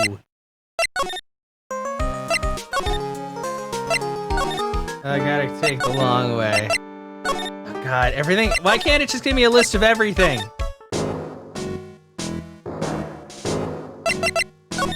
How about Gumshoe? Do you know about Gumshoe? He doesn't care about Gumshoe.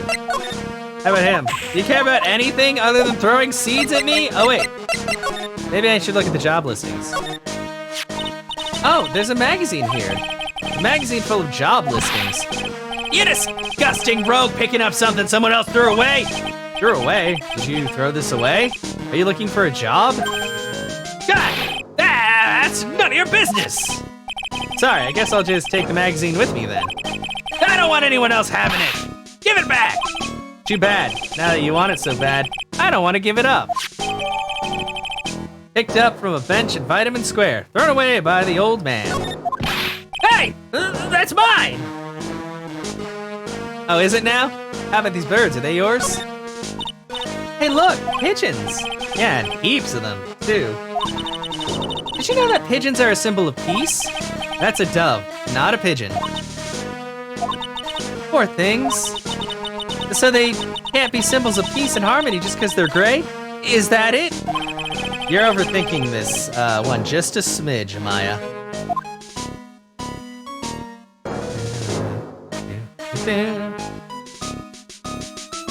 About over here. I used to love sandboxes like you wouldn't believe. Really? You? Sure, finding iron filings with in the sand with a magnet was my favorite thing to do. Iron filings? Wow, that's too exciting for words. It was my ambition to collect every single shred of iron in that sandbox. I was such a kid back then. So, did you manage to get all the iron? No, I never did. I think I came close, though. Come to think of it, I still have all the iron filings I found way back then. You want them? No. No. This place is so fruity. That's not a bad thing. Besides, I love apples. They're among my favorites. And that apple cider is perfect for you. And what is so perfect about it? Come on, don't be a stick in the mud. Slide down a few times. Go on. Woo! No way! I'd be covered in sand if I slid down that slide. Anyone can see that. Yeah, you're right. Otherwise, I'd give it a try too.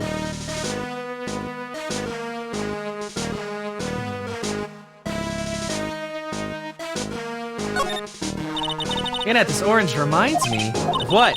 That you're supposed to eat a lot of them to ward off colds in the winter.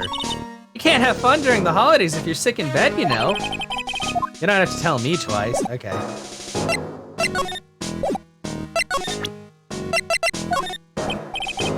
Excuse me, sir, could I just ask you about this? Okay, so he just doesn't. Well, okay, bye. Guess we'll go over here. Show him the job magazine.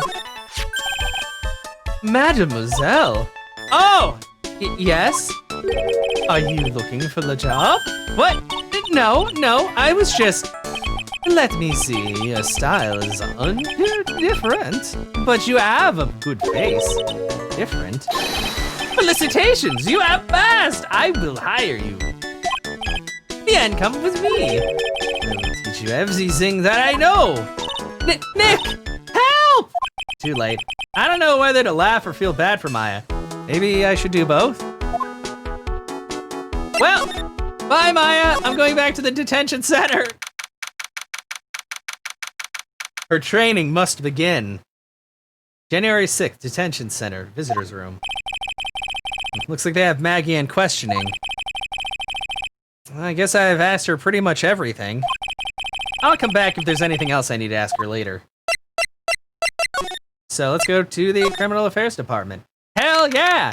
January 6th, Police Station, Criminal Affairs Department. Well, pal, have you found the evidence yet? The one that's gonna find her innocent? No, not yet. We've only just started our investigation. Well, whatever you need to know, I'll give you the dirt on it. I'm putting all of my other cases off for now, pal. I think he still has the hots for Maggie. Cause he had a crush on her before. But then she had a boyfriend. Are you gonna get a girlfriend, Gumshoe? You guys are perfect for each other. She's always down on her luck. I don't know if you actually make money anymore. It's great. Great. Oh yeah, one more thing. Retrial's been approved. Court's sitting at 10 a.m. tomorrow. And Godot's gonna be the prosecutor. Oh, him. Now listen up, pal. Maggie's found guilty again. Yes? I'll make sure you get locked up for good. Got it? I don't want to be locked up.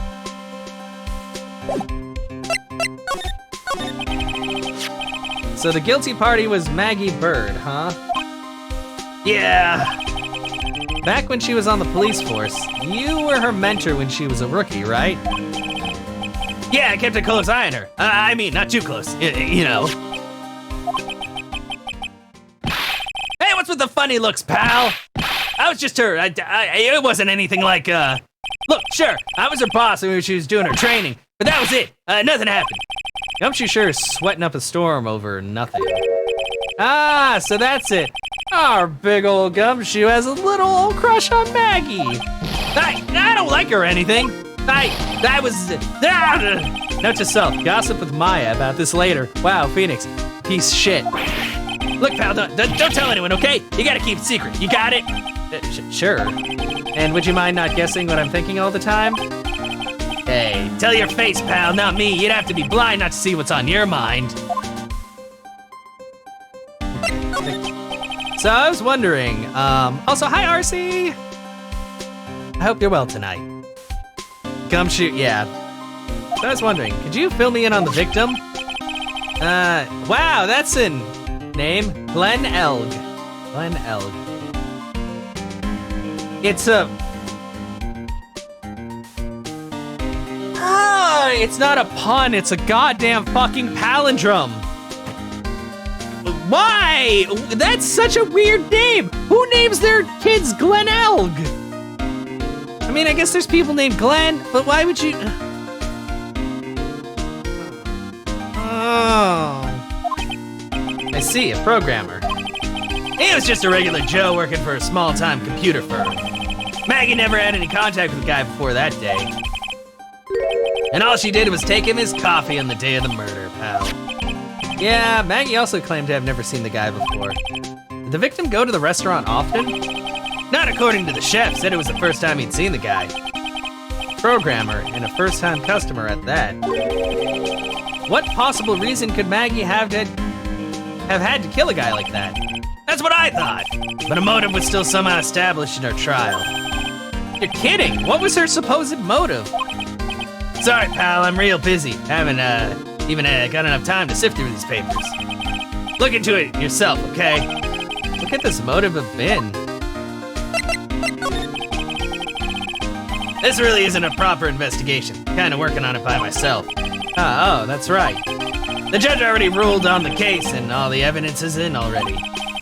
The only problem is with Maggie's testimony. Yeah, it doesn't sound very good for us, huh? His parents love maybe, but all of their last names would have to be Elg. So, well, I guess the parents could love palindromes and not be a palindrome. I guess that's something that's valid. Look, pal, I've got a mountain of papers on this case to look over before tomorrow. So I'm just gonna say this. Maggie Bird's no liar. She's okay, so she's a bit out there, a bit off base sometimes, but she was a good cop. That's not exactly complimentary, you know. So what do you think really happened? And just how contradictory is her testimony? The biggest problem with Maggie's testimony is the number of people at the table. Yeah, my thoughts exactly. Thank you. Maggie still insists there was another guy sitting with the victim. Right, but but get this. Everyone else in the place says the guy was alone, even the chef. And then there's that CD. CD? Oh yeah, she did mention something about a CD. And there was a sample CD on the table, sir. But our guys turned that place upside down. There was no CD. Oh, somebody stole it to make the money. What? Not on the table, not anywhere in the whole restaurant, pal. But didn't Maggie say the victim was wearing an earpiece too? Yeah, but that was for the portable radio in the front pocket of his hoodie. A radio? He didn't have a CD player?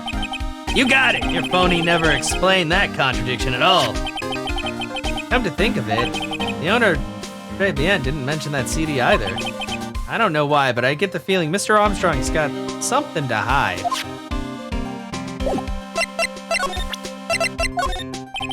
What do you make of this? Oh wait, that's just the job thing. No, I didn't mean it like that. I meant, you don't have to explain, really. I think he's talking about getting another job. What's that? Sports paper? Yeah, I found it in the magazine rack at Pt.19. It's dated the same day as the murder. You may be onto something here. Take a look at this. See this writing here? MC Bomber, hey! What is it? I've heard that name somewhere before. Yeah, MC Bomber. Oh, he actually seems to be thinking for once. Ah, it's no good, I can't remember. And he goes back to being the gumshoe we all know and love. Hey pal, I'm gonna borrow this paper for a bit, okay? I wanna get a handwriting analysis done on the scribble. Handwriting, huh? It'd be good to know more about that in any case. Thanks, pal. I bet this'll turn out to be an interesting clue. Sports paper given to Detective Gumshoe.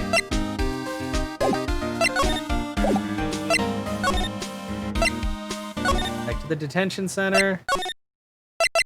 Here we are. Never mind. Back to the park. But yeah, they put him down a lot. He gets the short end of the stick a lot. Okay, well, maybe I need to talk to Gumshoe more. Oh wait.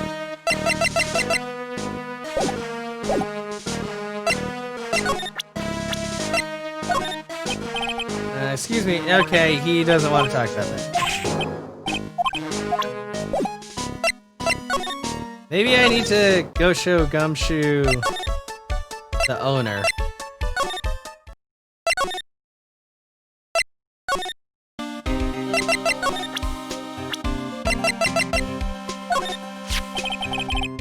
The chef of Pt.19, huh? You know what that chef said to me? Oh la la, your body is full of toxins. And then he gave me this bottle. What's in it? I don't know, the label says juniper. I'm under orders to put a few drops in my bath every day. Under orders? Yeah, you know, there's something about that lady. I mean, guy. Huh? You can't stop thinking about him. Not like that, pal. Give me a break. He's not my type. I mean, I can't stop thinking that he's involved with the case somehow. His type is, tall, slender, gray-haired, wearing an ascot. Oh, wait, it's Edgeworth. Sounds like he knows a little something more about our charming chef. I did not know that, though. I mean, I always watch the subtitled version, though, which is, like, always the most current thing. But Alabasta, God, that's still so far back. Oof. So what exactly is it that caught your attention about the chef at Pt.19? It's kind of hard to say. The guy's probably not even connected with the case anyway. Hey, come on, detective. Didn't you say you'd give me the dirt on anything? Well, this sort of stuff is kind of unimportant, gossipy stuff. You know, pal? Look, how about this? You go to Pt.19 and investigate the place yourself. And if you find out anything suspicious about the guy, you report back to me, okay? Don't suppose I get a choice in this, huh? Guess I better find out more about the chef and Pt.19 and then report back to Gumshoe.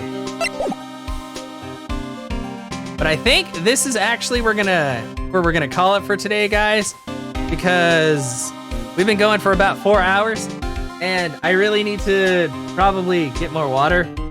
Because let me tell you, talking as Gumshoe and that old man is really hard on the throat.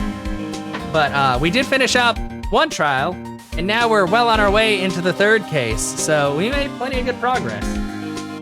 Yes, hydrate. This is what I have left in here. It's not very much. Don't worry, I will refill this thing after stream. But we did really good today. We got far, and then soon we will see our doppelganger, apparently. Gotta see that. Yeah, no, thank you so much for being here. So I'm gonna go ahead, I'm gonna throw up the ending screen.